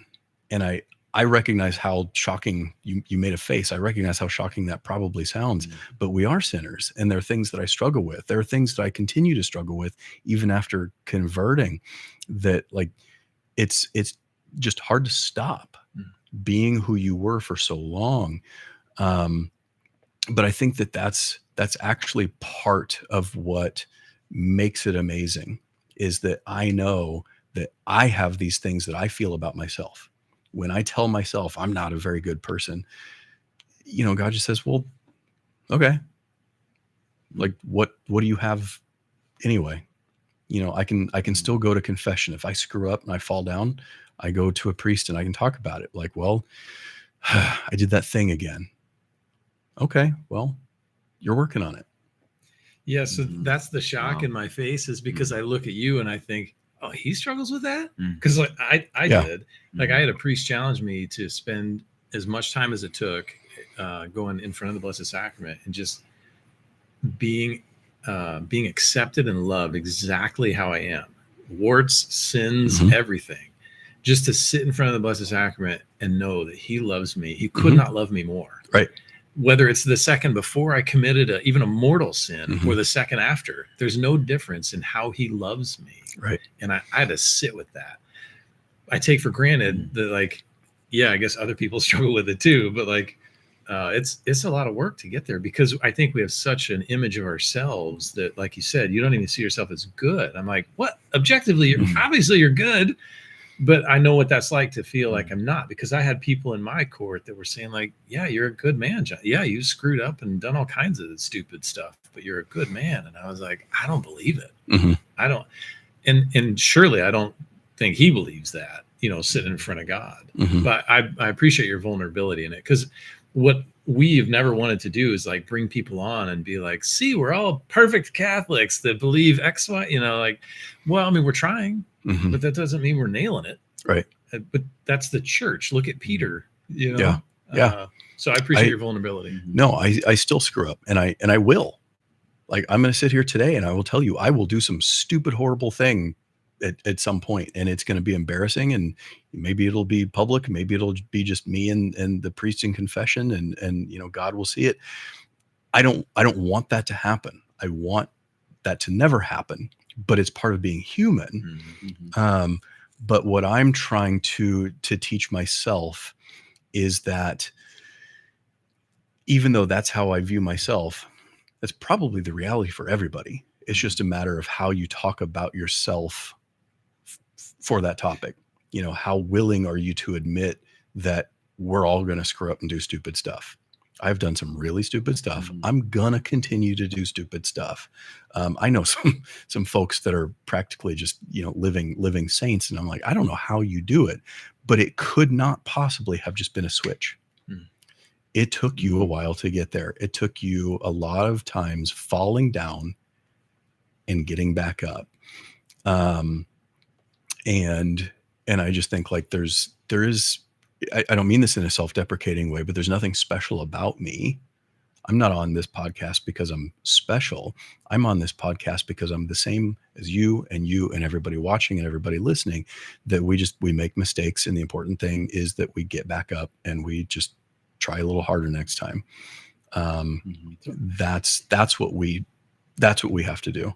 I have a friend of mine, his name is Mike, who's maybe 10 to 15 years older than me. And I used to see him as more of a mentor, and now I see him more as a friend. But I was going through a real tough time maybe 2-3 years ago. And he said to me at the end of a phone call that we had, because we were kind of phone buddies initially. And just out of the blue at the end of our call, he said, "You're a good man, Jonathan." And I started crying, like, because he meant it. I mean, he meant it. And I knew that he believed it. And I thought, like, I couldn't believe he said it to me, because it hit me. Like, he really thinks am I a good man? Mm-hmm. And he would keep saying that, and just hearing it. And one of the things that he taught me, he's a good Christian man. He's not Catholic, but phenomenal Christian. And he said, like, one of the things we do is speak truth into lies. So speak it. And that's why, like, he's real good with scripture, and having those just in the back of his mind to be able to throw them at lies is scripture verses. But one of the things he kept throwing at me was, you're a good man. And I had to start saying that myself. I am a good man. And when I sat in front of the Blessed Sacrament day after day, week after week, month after month, that was the first thing when I kept asking God, like, how do you see me? Who do you see me as? What do you see when you look at me? Mm-hmm. And the first thing I heard, it was fairly audibly, was, you're a good father. And it was that word good in there. And I was like, well, I think I am a good father. Like, and that's how he says he sees me, and there is goodness in me. And so there was just this connection and this conversation that started to happen. And so I started speaking truth into that lie, that I don't believe I'm a good man, because I would say that, whether it was in my head to myself or to other people. But then when I started filling that lie with truth and saying, no, I am a good man. I'm a wounded man who screws up, but I am a good man. And all of a sudden I started to believe that. It just shifted how I thought about myself. One of the things that I found fascinating, that, and again, somebody can correct me if I get some theology wrong here, is that, we refer to God the Father as God the Father, not because he is physically male like we are, but because he portrays those traditional masculine fatherly traits. And I think that's a good reminder of how God would look at us as a father to his children. When I look at my kids, and they're only 4, so they don't know what they're doing half the time, but like, just how angry I am at them. Like, you're not listening. Like, I've told you this over and over and over. Why are you not listening? Like, what is wrong with you? Am I doing something wrong? Like, but that has to be how well, okay, maybe not like that, but I've given you everything you need. I've told you what to do, and you keep screwing up. You keep ignoring me. That conversation that we have with ourselves as a father to our kids is probably what God the Father thinks, looking at us, that I have given you everything you need, and you act like dumb little children, and you ignore me. But at the same time, I'll be at work and I'm like, man, that kid who just made me so mad this morning, like, I'll kind of start to tear up, because, like, man, I love that little creature so much that they make me so happy that even when they just piss me off beyond belief, I cannot even fathom how much I love that little kid. And that, like, we can't even fathom the difference between our love for our kids and God's love for us. So that's why, he is God the Father. And that's how I think is a good opportunity for us to look at our kids and kind of recognize how we must be looked at to him. Yeah, you're stupid. You're a dumb little kid who just keeps making these mistakes. But man, I just love you anyway. I think there's a lot of saints too, though, that would, and when you read their diaries, that they really struggle with self-worth too, and their value of, they felt they were very sinful. And so I think that's a very human nature of, especially as you kind of want to keep pleasing God and you get closer to him, you just realize, gosh, I'm always going to fall. And so then you start getting frustrated with that. But then God knows. He knows what's going on. So you're a good man. You're a good man. I'm trying. Yeah. Thanks. I remember when one of the first times I met you was we get to go to your house, and in the basement, and you've got all these cool toys, like 80s, right? Like very 80s, like you're very I've got an 80s room. Fan of the 80s. Do you still have that? Oh yeah. Awesome. Do you have Transformers? Transformers is one of the few things I don't have down there. I do need some Transformers. They're unfortunately trying to buy your childhood back is a little expensive. Yeah, I Uh, heard. Do not ever throw your kids' toys away. They will regret it. You will regret it. Yeah. What's your favorite? I mean, we're kind of like jumping tracks, but what's your favorite toy in the basement? In the basement. So honestly, my favorite toy in the basement is a toy I never even had when I was a kid. It is the Power Glove for the Nintendo Entertainment System. In 1989, it was the first, like, you put on this plastic glove that had all the buttons on top of it that you could play the game, push the buttons, but you would play the game by moving your hand with the Power Glove. Wow. It was actually worthless. It was horrible. It didn't work. The technology was not good enough. Most people hated it. But in 1989, that was the coolest piece of future technology that a 9-year-old boy could possibly ever want. And I found one on Facebook Marketplace, and I framed it just because, man, that was so cool. And actually, my kids hate it. They're afraid of it because there's just there's a hand on the wall. See, they probably can't play with your stuff. I mean, this is like a museum type of an area, Kind of. right? So they actually, we have been very careful. The girls watch 80s cartoons, and they don't know that they're watching 80s cartoons. So they have grown up on Rainbow Bright, because I have a little Rainbow Bright on the shelf. Okay. So they watch Rainbow Bright. They watch Care Bears, My Little Pony. One of my girls is obsessed with She-Ra. And they don't know that they're watching 40-year-old cartoons. But not only do I love it because that's all the stuff that I watched when I was a kid, but I also know what's in it. And so we're very, very careful about what we let them watch. And, as a parent, I'm so much more conscientious, because there are new versions of Care Bears that I can't let them watch because they will sneak offensive things into it. There's My Little Pony and Strawberry Shortcake. My girls have Strawberry Shortcake pajamas, but it's the version from the 80s. And there is a new version of Strawberry Shortcake where, sorry, I don't know how political you want me to get on here, but there's a trans character. I think there's a non-binary character, or bisexual or something like that, in Strawberry Shortcake. And you have all these shows that we grew up watching that they're now putting out a remake of these things, and they're sneaking this stuff in because as a parent, you're like, oh, cool, they remade that show I used to watch. Yeah, of course, go sit down, plop yourself in front of the TV and watch it. And you trust that it's as innocent as when we saw it.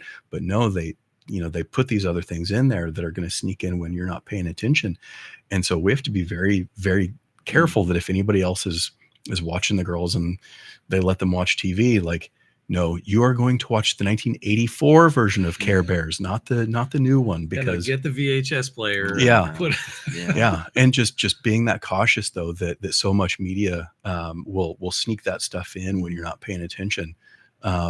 So it's a double bonus for me that, like I said, I know what they're watching, but also, like, you get to watch the stuff I grew up with. And they're speaking of, they're coming out with a new He-Man movie. I did see that. Oh my gosh, really? Yeah. Yep. Yeah. Like I'm gonna go watch that. Like a animated or no? No, live action. Wow, that's cool. I mean, we have the Dolph Lundgren version from back in the day. I don't know how it's going to stack up to that. That was Who's that? What was the? Oh, is that what? I don't know. Somebody just chimed in. Gotta get him. Oh, gotta get them on He-Man. That's right. Yeah. What was it? Wasn't there a puma in He-Man? Thanks, Wes. No, it was a tiger. I thought it was a black. It was like a saber-toothed tiger or something, wasn't it? He was green. Green. I can't remember what his name is, but when Prince Adam changes into He-Man, the tiger changes into Battle Cat. Oh yes, because he was scared of everything. Yeah. And then when he gets transformed, he's super brave. And I didn't realize his name was Adam. Prince Adam. That's interesting. Mm-hmm. So what did you see the trailer? Yeah. Yeah. What'd you think? We'll see. Yeah. I'm cautiously optimistic. Are you looking for something like as far as an 80s toy that you can't find? Like it's a unicorn. Oh man. Holy grail of your collection that you can't. It's Transformers. If you're gonna have so anybody who hasn't seen, I have a couple of old arcade machines with shelves up above. Cringer. Cringer, yes. Thank you. Whoever that was. You have better Thanks, trivia East than me. Lincoln Wes. West. Yeah. East Nice. Lincoln West. All right. Good That's work. Oh, that's the cat's name. Cringer. Yep. I cannot afford Optimus Prime. Oh, And they have, new toys that look like the old version, but it's just not the same. I know it's not the old one. It's just never going to be right for me. But yeah, all the toy stores, man, that stuff is so expensive. So I went out and looked. So when I had Jetfire, I think was his name, the white airplane. And I think it's somewhere in my dad's basement. And I asked him, I said, have you seen any Transformers? He's like, oh, there's a whole bucket of stuff. And I'm like, well, I have to go look now. Wow. Because my 25-year-old son, he remembers playing with it when he was a kid, and it just kind of disappeared. And so he wants Jetfire. And I went to eBay or wherever, and I was like, well, how much is an original Jetfire? Because there was some metal in that thing. And it was like $200 some odd to get an original one. I was like, well, and you can get a plastic one for $20, but I'm like, no, I want my original one back. But I can't imagine if I wanted the whole, because I had a bunch of Transformers. I had Micro Machines and other stuff, but like I'd go broke trying to replace all those at $200 some odd a pop. Did you ever have Voltron? I did not. I watched it, but I didn't have any of the toys. That was the 5, Yeah. right? It was the they turned into a lion. I think he even had I had it, which was awesome. But I think he even shot off of his arm. I think it shot rockets. I mean, this is back in the day. I remember playing at my grandma and grandpa's house, and he was a World War II vet. And I mean, the toys that they had were like these tiny little rockets that shot out of these metal tanks. Totally not kid friendly, right? I mean, but it was, those were, Voltron was cool because it was 5 different. I think it was like his legs were each Transformer like. And they connected all together to make cats. the big. Maybe they were cats or something. I thought they were lions. They were lions. That's what it was. Okay. Yeah. So to anybody who's watching and listening today, be a hoarder. Never throw any of your stuff away. Never throw any of your kids' stuff away, because someday, when nostalgia hits again, all your stuff is going to be worth so much money that you can't rebuy it. That's the moral of this particular story. My kids are that way with Pokemon cards and stuff. Yeah. Like they still talk about the one that got away. I don't know if you remember these. I have a book full of garbage pail kids. Those are worth money. I've heard they are. Yeah. I do. I actually have a binder full of, I have almost all, I don't have the first set, but I have from the second set up to like the 6th, I have almost all of them. No way. Yeah. We should see if I've got any you're missing. Okay. I'd be happy to donate. Let's get together. Yeah. Do you have the big cards? Did you ever see those? No. I have some big cards. We're going to get into some deep nerd territory here, but for the first series, I actually have the British versions that are actually smaller. They're not baseball card size. They're smaller. Were they before, or did they come out before the original? I mean, no, it's just I don't remember what the reason was. I think that trading cards in England were just smaller. Like we have just the standard baseball card size cards in England, just as different. I don't know. Yeah. East Lincoln West. What is your favorite 80s toy? Since you're weighing in on Cringer, which I would not have. I mean, you would have put like 4 answers in front of me. I would not guess. Yeah, you guys. I'd like to phone a friend. You were talking about He-Man. I saw Cringer. I'm like, what's Cringer? I think he typoed something. He fat fingered, and he's like, "It's the cat's name." Yeah. All right. Ninja Turtles. Yeah, that's Wes's favorite. Oh, really? Did you have Ninja Turtles? I had Ninja Turtles. Oh man, I only have one. I do have Donatello. Donatello is on the shelf, standing on top of a Rubik's cube. So, like, what's the? Is it the action figure? The first one was it? I'm not even sure how big it was. Yeah, they're that big. The Ninja Turtles. Yeah. Okay. Those things were awesome. That was a little bit after me because I was a little bit before that. You're 40. You're 50. I'm 48. I was actually not allowed to watch Ninja Turtles. A little, Well, so many of my hobbies now as an adult are because I found out how wrong my mom was about so many things. But I grew up during the Satanic Panic. If anybody remembers that in the 80s, that kids were being kidnapped by Satanists and sacrificed in the woods and whatever. And so my mom bought into that wholeheartly. And so you can't do this, you can't do that. Wasn't allowed to watch Ninja Turtles because I might learn to meditate. And then you open your mind up to demon possession. Dungeons and Dragons was totally forbidden in my house. Also, Chick tracts, Jack Chick warned against Dungeons and Dragons because you end up learning real magic and learning spells to, I don't know, sacrifice your friends or something. And now as an adult, I play that with a bunch of Catholic guys. I've never played. But how nerdy does this show go? Because we can get into Dungeons and Dragons. I think we've already went off the rails. Yeah. We went from talking about our faith story to Ninja Turtles, and it's real life. Yep.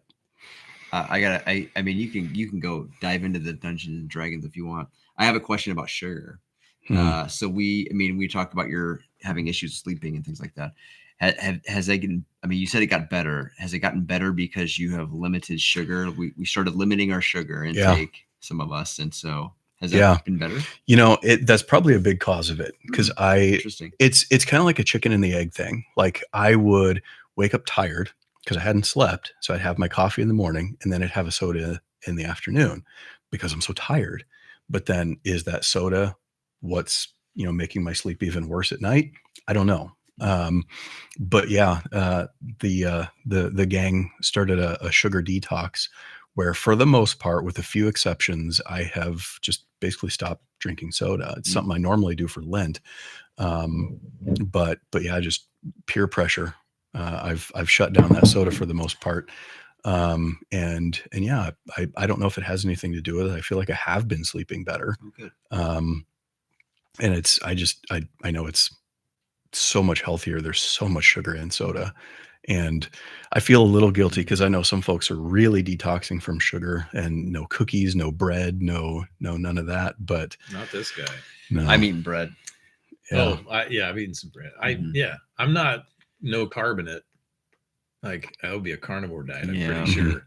Which I feel like I'm doing mostly. It's probably 80% meat, beef, and chicken. I'm not a pork guy, really, but I've been eating a lot of fruit because Shum said that's where you get sugar from. So I've been eating grapes. Like, they're going out of style. Blueberries. Eat blueberries. Blueberries. Well, and so people that maybe don't know, like, we started this January 1st, this no sugar. We kind of like threw it out to the coffee guys, and we have a side conversation going with no sugar. And so, yeah, it's been good. I don't know who's still doing it other than the three of us sitting here, but maybe Michael. I think Kurt's still doing it. Kurt's still doing it. Yeah. Okay. It's been, I eat a lot of meat, and I'm hungry a lot. See, and what I like about it is that nobody's like crazy about it. Like, Kurt was over at my house, his family, for the Super Bowl, and somebody brought some dessert. I'm like, I'm having a dessert. It's the Super Bowl. Like, so I ate a bunch of meat first to get full, and I ate about a half a dessert. And I was like, that's okay to do. It's just, but I think, like, with you, like you said, you're almost like addicted to the sugar or the caffeine or whatever. I had to have it daily to get by. And that's what it was for me, is that I needed the sugar. And it was a week ago, we went to a show up in Omaha, me and my 3 kids. And afterward I took them out to Dairy Queen. And I got a little mini Blizzard, I got a mini, and I ate it. And afterward, I was like, I don't feel great. Like, it just, it used to be like, oh, I wish I had a large, when I would get a mini. And I finished, I'm like, it was probably too much for me. And I don't know if it was the dairy or the sugar or what it was, but it just didn't have the same satiating feeling. And that was the trap for me. That's what I wanted to get away from with the sugar. That's interesting. I was constantly looking to satiate with sugar. I would eat I couldn't just have a handful of Milk Duds when I was watching the movie. I'd eat the whole box. Yeah. And that was problematic for me. I knew, for me, I'm like, why can't I stop? I literally just can't stop eating it. So when Mike brought that up about, you guys want to try this? I was like, I do. I needed the accountability, because I had tried saying, well, on my own, I'm just going to quit. But then when it's me and a box of Milk Duds, I'm like, you win. That's interesting that you talk about that, because we had talked to one of the guys we interviewed was Brad Brestol. And I don't know if you heard this or not, but Brad lost his, he had surgery, can't speak anymore. But for 5 years, he could not eat anything. Like, he was all tube fed. And so for 5 years, his taste buds were sort of reset. And so then when he gets out of surgery and he's able to eat again, he can't speak anymore because they had to sew his epiglottis shut. And so he can't eat, or it would go down his his windpipe. So he's got to speak through his kind of like a mechanical tracheotomy kind of a situation, right? So he speaks through that. So he can eat now, and so he's been eating things, and somebody bought him like a sleeve of white powdered donuts because he always loved having those. And anyway, he eats one, and he hates it because he said he can taste the chemicals in it. Yeah. And then he had a couple other foods that he's tried, and he's just like, it just doesn't. Or French fries. He tried French fries. He loved getting French fries. He went to his favorite restaurant, had French fries, and he was like, "This is like eating wet newspaper." And because his taste had just changed for 5 years, so it was kind of like you're getting boiled in this pot of water slowly of just more and more chemicals that are added to food. And kind of talking about that, you guys have tried to like do an amazing garden. And I mean, the last time I was there, it was amazing. Huge backyard.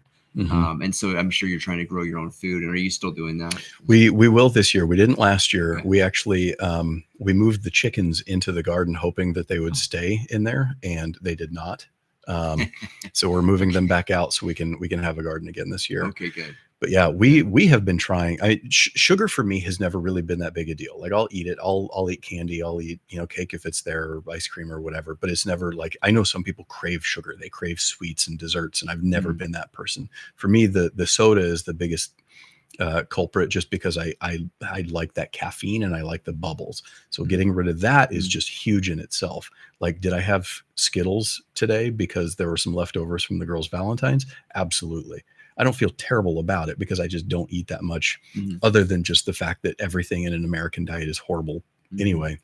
But yeah, trying to get back to growing our own food, being a little more natural. There's something that clicked with me when we had kids. Again, I'm an older dad. I have that fear of dying young, like my dad did. And so again, am I perfect? No, but I'm trying to at least make some changes. So yeah, eating a little healthier, cutting out the sugar. We are seed oil weirdos, where we got rid of all of our canola oil, and we have tallow. We cook with olive oil and tallow and ghee, just to do that. I know that that's a debatable topic, but trying to get rid of that, and just getting rid of a lot of the chemicals that are in so much American food. And trying to reduce plastics, trying to reduce, we don't even have nonstick pans because that crap comes out when you cook and it gets into your food. We have boar bristle toothbrushes, because like just so much. You learn so much about our lifestyle in America and how it's affecting us, and how we have these microplastics in our gut from your toothbrush, from everything that we eat. You microwave something in, a Tupperware container, that those microplastics leach into your food. And we've just become used to that we're trying to at least reduce those things, if not limit them. And I don't know if it's going to, make for healthier kids when the girls are older. I hope so. Wow. Good for you. And so I don't know, just those little things that you do that hopefully add up. We've got the chickens that way we can eat eggs that I know what our chickens ate. So they're not eating junk feed or soybeans, things like that. Just the little things that you can do, hopefully to just be a little healthier. So I have 3 chickens. How many chickens do you have?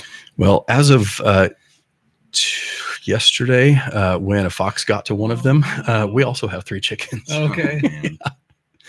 Yeah. So we'll have to restock. Yeah, the girls love it. I would recommend chickens to anybody in town who can get them.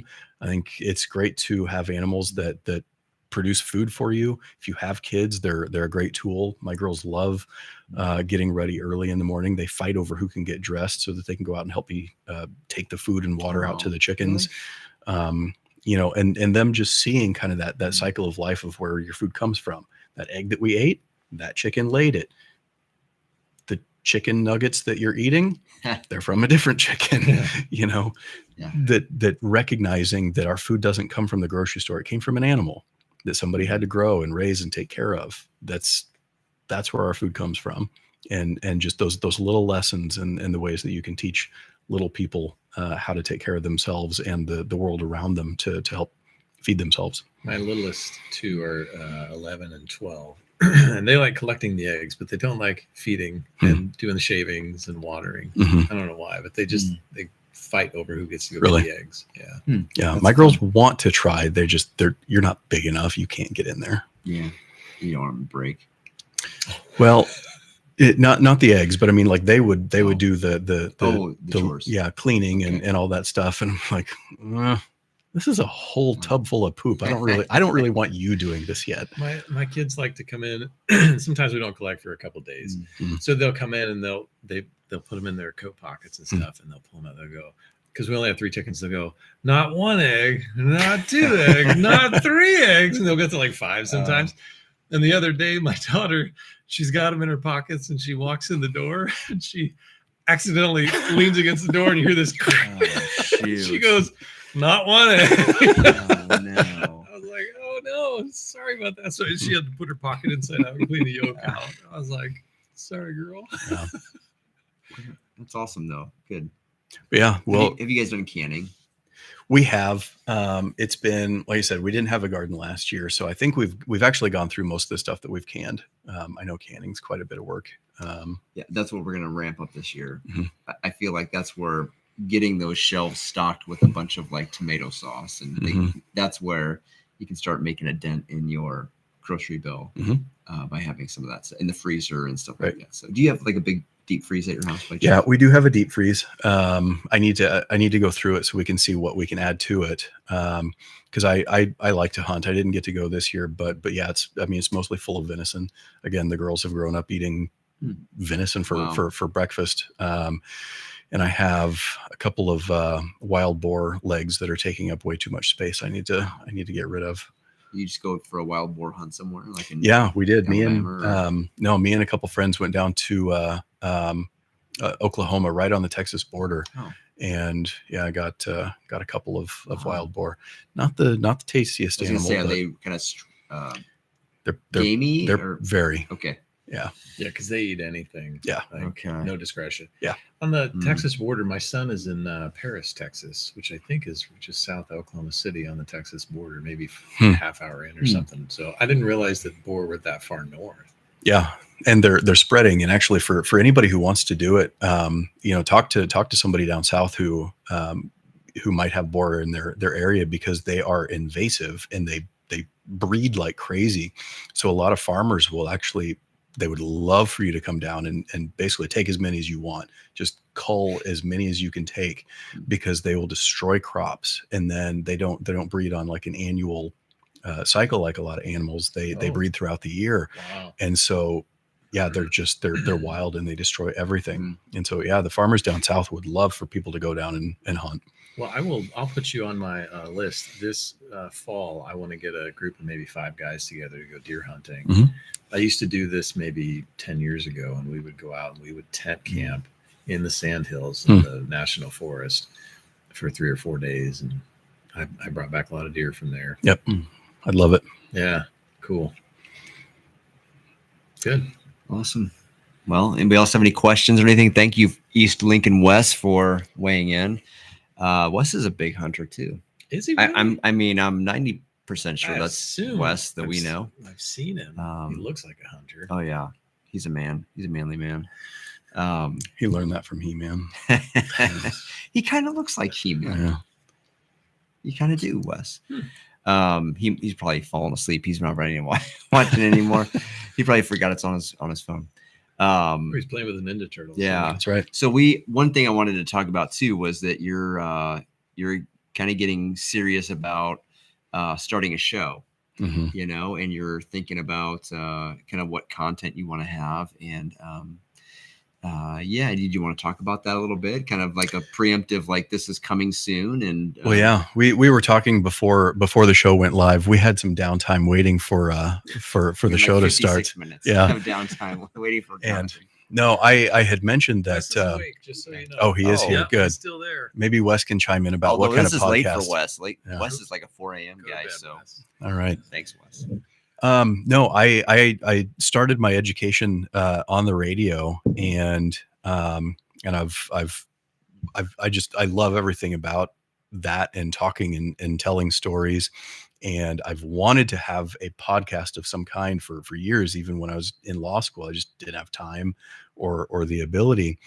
And now that life is sort of becoming a little bit normal, I've focused on that. I got a new computer. I got some recording equipment. I got a new microphone for Christmas.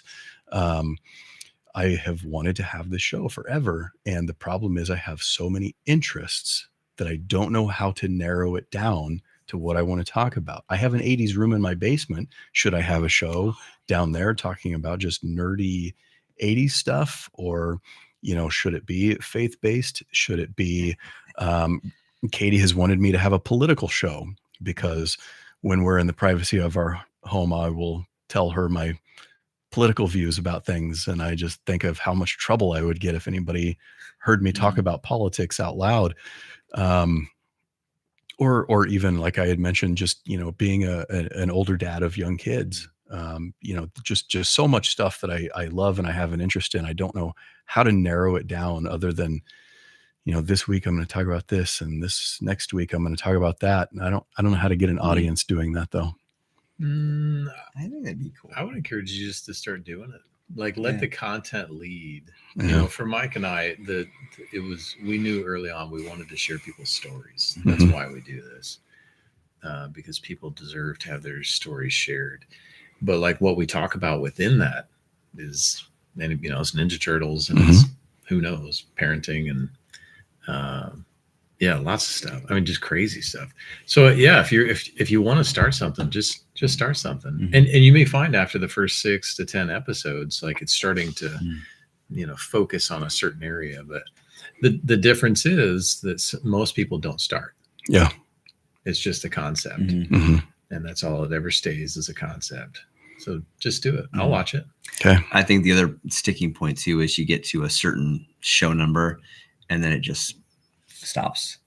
Right. I think you got to push through that threshold of like trying to get, okay, we got to do another one, and you want it to be good content, but you just got to keep going.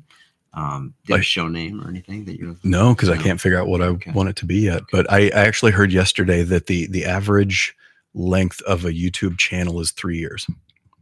That anybody who has a show like this, they just kind of peter out after 3 years. That's a long time. I mean, it goes me, it's a long time, but that's a lot. Yeah. I like content. Most small businesses don't last 3 years. No. I think 3 to 5, they say 70 to 80% are gone. I mean, with the Patreon money that you guys are no doubt raking in from this is a small business. Yeah. Thanks, East Lincoln West. Shout out to East Lincoln West on that one. And all the other Patreon members. Yes. We recognize you. We know that you're out there, and we actually made some content today before the show. So yeah, if you're not on Patreon, you missed out on some behind the scenes freaking out. And actually, all Patreon members can vote on what Ryan's new show name is going to be called. So Okay. I give you permission. Yeah, you can. I look forward to what the magic of the internet picks for me. What else you want to talk about, man? Anything else going on in your life that's fascinating? I mean, we know some things that people that don't know you don't know, but I mean, You talking about that back tattoo? Is that you're a big tattoo guy. I do have a few. You're a big guy. You're working out. I haven't been, actually. I need to start. I'm actually going to start this weekend. So thank you for noticing. No, I've been slacking, mostly because I haven't been sleeping. I let it go because of the lack of sleep. But yeah, I do have some tattoos, and one of the one on my back is the hardest to explain. Oh, I didn't know you actually. No, I actually do. I've got 3 on my chest, my arm, and 1 on my back. But the one on my back is my very first one, and it is the symbol of, this is so out of left field. It's the symbol of the Kon-Tiki.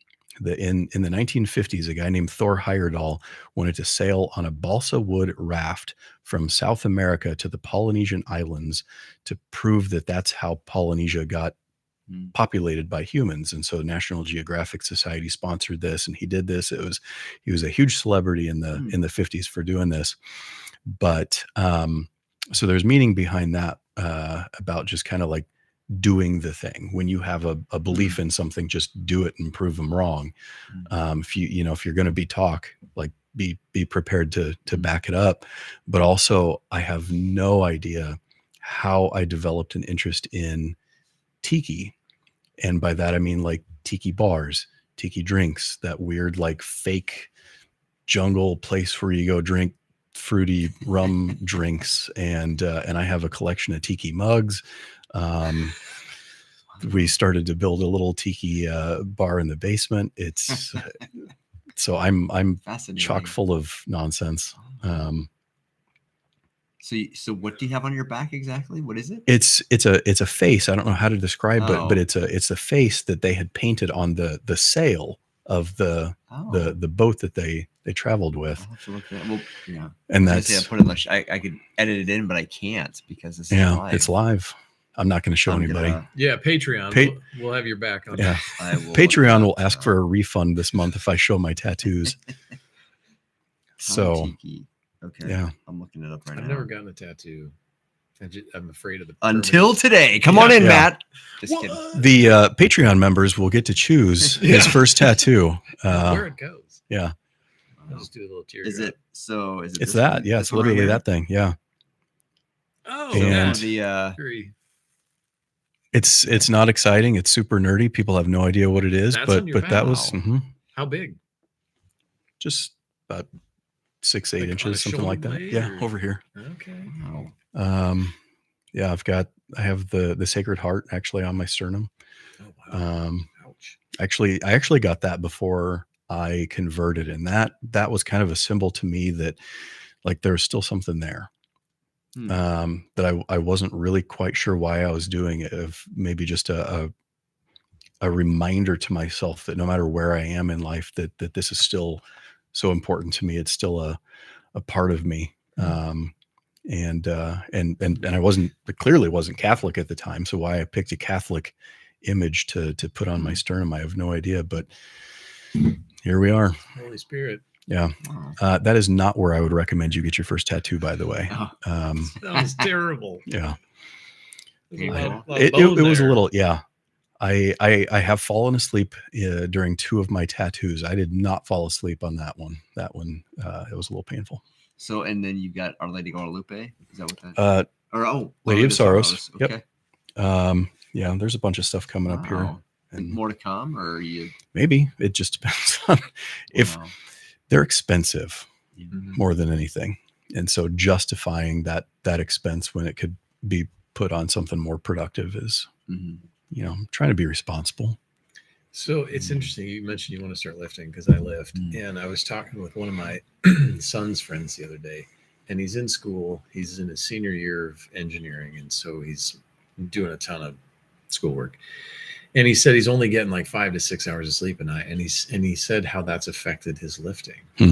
And I told him, I said I maxed out a couple weeks ago, but I made sure to get 2 nights of 8 hours of sleep before I did it, just because I know my body needs that rejuvenation. So it is interesting. Like, I wonder if working out will kind of have that chicken egg effect, where it's going to wear you out, right, to make you a little more tired, and in turn you're going to get more sleep that allows you to lift more. Yeah, that's what I'm hoping, and that's what I kind of want to force myself to find out. Because I really stopped when I would even when I was going to the gym, I would sleep for 3 hours, for stress or whatever, and I'm like, well, I'm not going today. I can't. I have to stay and try to fall back asleep, and then eventually you just stop going. So I'm hoping that with the weather getting nicer this weekend, I'm going to do it again, because I used to get up at 4. That's really the only time of day I could do it. Get up at 4 and run down there and get home and start getting everybody dressed for school. Can you make it Tuesday 6 a.m.? Is that the coffee group meets at 6 a.m. on Tuesdays? I can't, because if I could, I would. Yeah. I absolutely miss you guys. But it's just that I need to be able to be home in time to get the girls ready, get them out the door. And they usually wake up at actually I wake them up at 6:45 in order to make sure that we're very regimented at my house. And that's partially my fault. I can't get it done. I take for granted sometimes because my youngest is 11 that like they can dress themselves. Mm-hmm. I don't have to wipe any butts. Usually. Yeah, that's nice. A lot of autonomy. How old are your youngest? 7. Mm-hmm. So we're still making toast. Yeah. Toast and breakfast and Oh man, every once in a while I get breakfast in bed. Wow. Yeah, my daughter loves to surprise me with nice. fresh eggs and toast and I can't wait. Coffee the way she likes to make it. Oh, whatever. I don't get that. I mean, I got 19, 18. So I mean, all the kids, nobody's ever done that. No, my other kids don't do it. Just I have had that once, but have you? Yeah, but usually she comes in and I'm like, I'm asleep. I'm like, I don't want to stick toast in my mouth. But I will. Yeah. It's beautiful. The secret ingredient is love. Yeah. There's a lot of love. Mm-hmm. Another question off the when you were baptized, what was your baptismal date? Do you know it? I don't. Okay. So speaking of St. Peter's Church, Father Clark, who's there now, I saw him at a party once, and he said it was his birthday that day, and I said, "Oh, happy birthday, Father Clark!" And he said, "Actually, your baptismal date is more important than your birthday." And so we kind of celebrated in our house. So I wondered if you knew, or I used to, and I think just as I sit here, I'm not going to remember it. I think it was in June because it was right around my actual birthday. But no, I've forgotten it. Yeah. You can look it up. Yeah. Do you know yours? I do. It's exactly 30 days after my birthday. So that's cool. November 27th. Very cool. I don't know who the patron saint is for that day though. Yeah, that's good. It's powerful. Yeah, and I found it because my parents saved my baptismal certificate, and it's in my baby book. So I looked that up one time. It's cool. Yeah, it's very important. I mean, it's very important. So it's cool. I should. Yeah, it was a very busy weekend where not trying to get sad, but I actually had to put my dog down. Then it was my actual birthday. Then it was me coming into the church all within like 4 days. And so I can't remember which happened on which day. I can barely remember my own birthday. But you're only 45. You're a young whippersnapper. Okay. Have you compared to Mike, right? Have you ever have you ever gone into court and deliberated? Like the reason I don't think that's the right word. That is. I mean, is it? I don't know. I don't know. I've deliberated in my bathroom before. All right. So I am tired. I am really tired because I was up late at the boiler last night. And anyway, so deliberated. Is that what does a lawyer do? Well, I'm not sure what you're trying to get at. I've done trials. Okay. I've done hearings. I've done. What does a lawyer do when you're doing a trial? Charge a lot of money. That's what they do. It's nothing like what you see on TV. Well, it's all the function of laying out the evidence, and I have to lay the foundation for the evidence. Where did this evidence come from? Can you verify that this is actually your signature? And what is your name? What is your job? How long have you held that job? So it's not exciting. I don't get to make grandiose speeches. When you're deliberating on the floor, yeah. Have you ever said, "You can't handle the truth"? Has that ever come up? As a lawyer, isn't that one of the things you'd probably love to say as a lawyer? Just one time. I should. If I ever really, if you're still watching, if I'm in that moment where I'm like, you know what, I'm done with my career and I want to get disbarred, I will do that for you. That'll be a disbarring, or at least a sanction. Wow. Mr. Patrick, what are you talking about? In the midst of your deliberation. Yeah. While I'm deliberating. You look at the judge, you'd be like, well, you can't handle that. Yeah. Just say. I don't know why. I want to make sure I'm never hireable again. I will do that for you while I'm deliberating. Yeah. Well, thank you for all you're doing at DHHS. I mean, it's it's great work. And your wife does amazing stuff with Catholic Social Services. And yeah, we have some mutual friends that Erin helps with our podcast. And I mentioned your name, and she's like, I know Katie. I was like, no, I don't, but must be great. See, I feel like everywhere we go, everybody knows Katie, and I'm just like in the shadows. We even 10 years later, I still feel like a baby Catholic, but we'll go to banquets and dinners and fundraisers and whatever, just, events, a march or the pro-life walk or something. And everybody's like, oh, Katie, let's talk about this. Oh, Katie, let's talk about that. And that's great because she has that reputation around town. I'm like, I'm going to go wander off somewhere and see if I can find somebody I know. But yeah, it's Lincoln is a small town, but yeah, I married into a family with, Katie running Catholic Social Services. Caleb Heil is a priest in Bruno and Abbey. It's her twin. Mm-hmm. Well, not her Oh, twin. no. Yeah, her younger brother, gotcha. who is a twin. So yeah, we have twins in the family. And then my other brother-in-law is Tom Venzer at the Catholic conference. And so, yeah, we're in with the local church here. Dan. Oh yeah. Yeah. The best. Great. I mean, I sort of responded as a joke, but yes, I could not possibly have lucked out anymore. Yeah, great people. Well, we're hitting at 2 hours right now. Should we? Oh my gosh. We'll see if Ryan knows. Should we bring out the? You know what comes next? Find I have out. no idea. Okay. That's frustrating. Do I? Because nobody ever knows. Do I need a blindfold or? See you Take tomorrow, your shirt Wes. off, Ryan. No, I'm Nope. just kidding. I'll be right back. Can you get out? Okay. Okay, I can maybe. he's get gotta go out. grab I can something. maybe He'll be get right out. You can back. stretch. We can. This is a flexible live situation. I'm nervous that it's a paddle. We've had, You should be nervous yeah, at where's this my- point. I would yeah, be. where's your knuckles? I'm just kidding. We'll be right back. All right. In the meantime, so Wes took off. Wes said, "See you tomorrow." I think you saw in the thread. Wes and I are both getting. I almost said ordained, installed as acolytes tomorrow. That's pretty cool. It's exciting and nerve wracking. That's why I asked for the prayers. I was like, oh, I'm nervous about it. But Mike's an old school acolyte. Yep, old school. All right, so this, have you seen this? You haven't seen this part? No. So what's really interesting, what episode are we on here? This is 463, I think. 6, 7. What we do on our episodes is we have an egg question. Okay. So we have 6 eggs in this basket. I'm backwards here. 6 eggs in here. This is the egg question. And what's funny is that no guest has any guest ever. I don't think so. Every guest we have on, this is a surprise, which is really funny. We've done it on every episode. That means no guest has ever watched a full episode. Never finished. This Never is finished. probably an episode for everybody watching too. I think we've got the best first 10 minutes ever. And then people are like, well, let's move on. We're on to the next one. Okay. So we have 6 eggs in here. They have numbers on the bottoms of these eggs. These are eggs from a real chicken. So we're going to ask you to pick an egg, tell us the number, and we'll have a question that we're going to ask you, and you can respond. Okay. Well, somebody asked, do they have to eat the yolk? I Yeah. was like, Ooh, well, this is cold.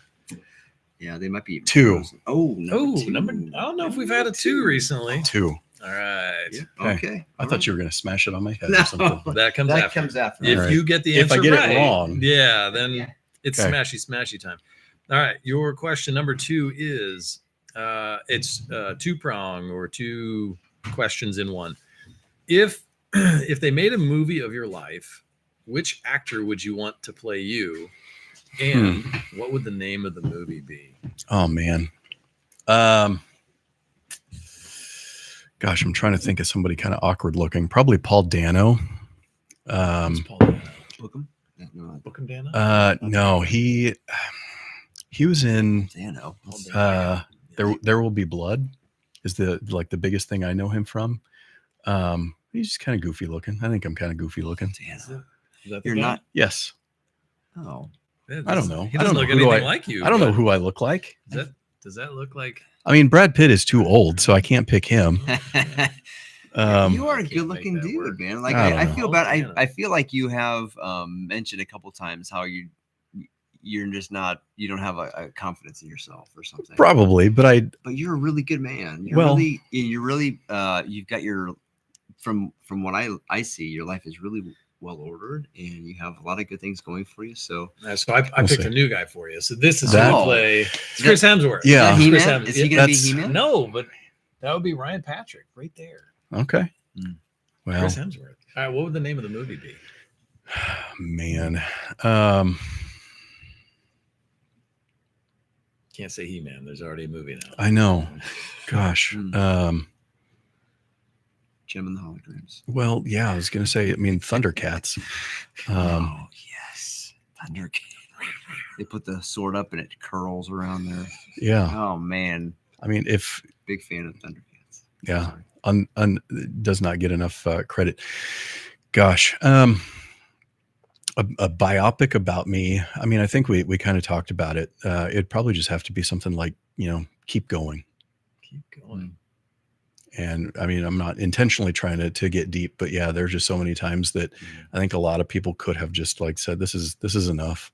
Like, I'm fine. I'll just keep doing whatever I'm doing. And for whatever reason, I just kept pushing, and nothing was ever good enough. Well, I think that's true right now. Like, even with, cutting out the soda and going to the gym, like you do, just keep going. You're a very resilient individual. Because I think a lot of people can get beat down and just say, this has been too hard. Screw it. I'm just going to keep drinking soda and getting 3 hours of sleep and hate my life or whatever. So like you're always looking for more. It's beautiful and confusing to me. Like, where does that come from inside to say, I'm going to keep fighting? I think a lot of people give up, but I mean, when I was younger, it was self-actualization, and then having kids really, really, really changed me.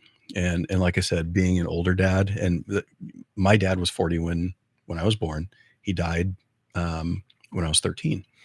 And that really has, like, I'll be honest, it has messed with me. I am horrified that something like that will happen to me, and that my kids will grow up without a dad.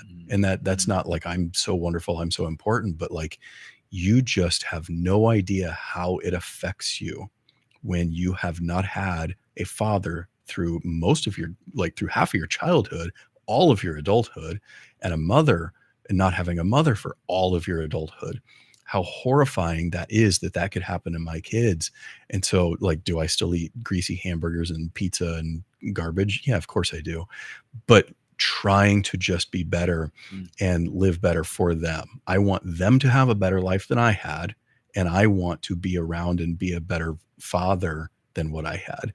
And so yeah, just like, your priorities change so much when, at least they should, when you have kids. Like, I'm not just living for myself anymore. Like, it's great if I become buff because I've been working out and I look cool with these muscles, but like, no, I want to be fit because I want to be strong to pick up my kids. I want to be able to protect them. I want to live a long time so that I can see, maybe my grandkids. And so that's what's kind of pushing me now. What did your dad die of? Do you know? He had a heart attack. Okay. Was he okay? Yeah. And I don't know much about his life. I found out when I was older that he used to be a smoker. I know he was really, really stressed out too. So I've got that strike against me. But none of my brothers, died that young. So it was probably a fluke. My mom had leukemia. That was a fluke. It just, it's stuff that just happened. But at the same time, it still affects you and stays with you, that like pushes you to maintain your own health, that even if it was a fluke, what can I do so that my kids never have to go through this? Yeah, one of my running buddy, Tim, his dad died, I think, at 68, and his dad died in his early 60s of a heart attack, both of them. And so Tim went out and got a test, like, to find out if he has that genetic predisposition. But then he and I started running half marathons together and lifting weights, and like just trying to make those life changes to say, like, I don't want their fate to be mine. I want to do what I can. Now, God takes you when God takes you, but I don't want it to be because I was lazy. Right. Yeah. I want to be a good steward of this body I've been given. Have you talked to God about that? I mean, have you brought that up and just said, I'm tired of fighting or being worried about this and just... I don't know that. Well, I mean, I think about it and I pray about it, and I, and it's not something that I'm like, that's not something that's causing me anxiety necessarily, but it's still a factor in the decisions that I make. And I want to see my girls grow up. And, my dad, never, he died when he was 54. And not that this is the side that matters, but like he never saw us as anything other than kids. But I don't want my girls to grow up without that. I want to be able to see them turn into adults. I want to see what their personalities are like when they are fully grown and become themselves. And if I don't take care of myself, sure, what happened to my parents was likely a fluke, but it's always in the back of your head as a decision maker. Like, what am I going to do with myself? Like, I should probably go for a run. Yeah, I can tell you, Mike's just getting into this stage where he's got an adult son who's out of the house now, and I've got 4 that are out of the house, and having a relationship with them. I remember my little twins when they were, I was carrying 2 car seats and exhausted all the time. But now I get to have relationships with my kids and adult conversations where they call and ask, like, I'm thinking about moving states and a new job and maybe dating or breaking up. They're talking to me like all these things. I didn't have those conversations with my dad. And part of that's on him, but part of that's on me too. Like I was just afraid to do it. And here my kids feel like they can come talk to me about it. And I think I did something right. Yeah. I did better than what I got or what I was able to give in that relationship with my dad. So I think you're laying some awesome groundwork now for some amazing relationship later. Right now it is that you got to bring order to it and discipline them. But that eventually that turns a corner and all of a sudden you get to reap the benefit of like, gosh, we actually have like a relationship. This is pretty great. I hope so. Yeah. You'll get there. They're pretty cool little people. So yeah. Can't wait. Awesome. Okay. Well, thanks for coming on, Ryan. Yeah, of course. Thanks for having me. Yeah, this has been a really fun time. And sorry. No, I just want to make sure we give out his personal email. Okay. Yep. We're going to put that right on the description. Fan mail. Right? Yeah. Did you want, if people have questions or even like recommendations for maybe ideas on how to sleep better or anxiety, do you have nothing yet? Reach out to you guys and pass that along. Well, once we get this posted and you get your podcast going, we'll put a link to your podcast in the that'd be awesome. Post. All right, we'll see. Awesome. Well, thanks for coming out, Ryan. Thanks for having me. Amazing, buddy, and we appreciate your time. And I know it's a long drive too out in the country here, so and thank you all for watching too, and for bearing with us. We were a little late getting this off the ground today, but we appreciate you watching. And so this will be recorded so you can watch it in the future. But one thing I did want to mention too is we have a gentleman. We all go to coffee together, and one of our gentlemen in the coffee group. 2 of them actually, Gabe and Josh.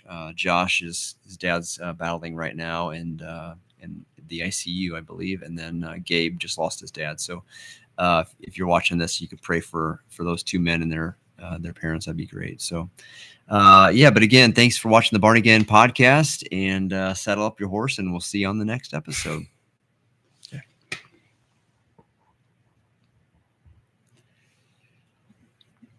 And we're just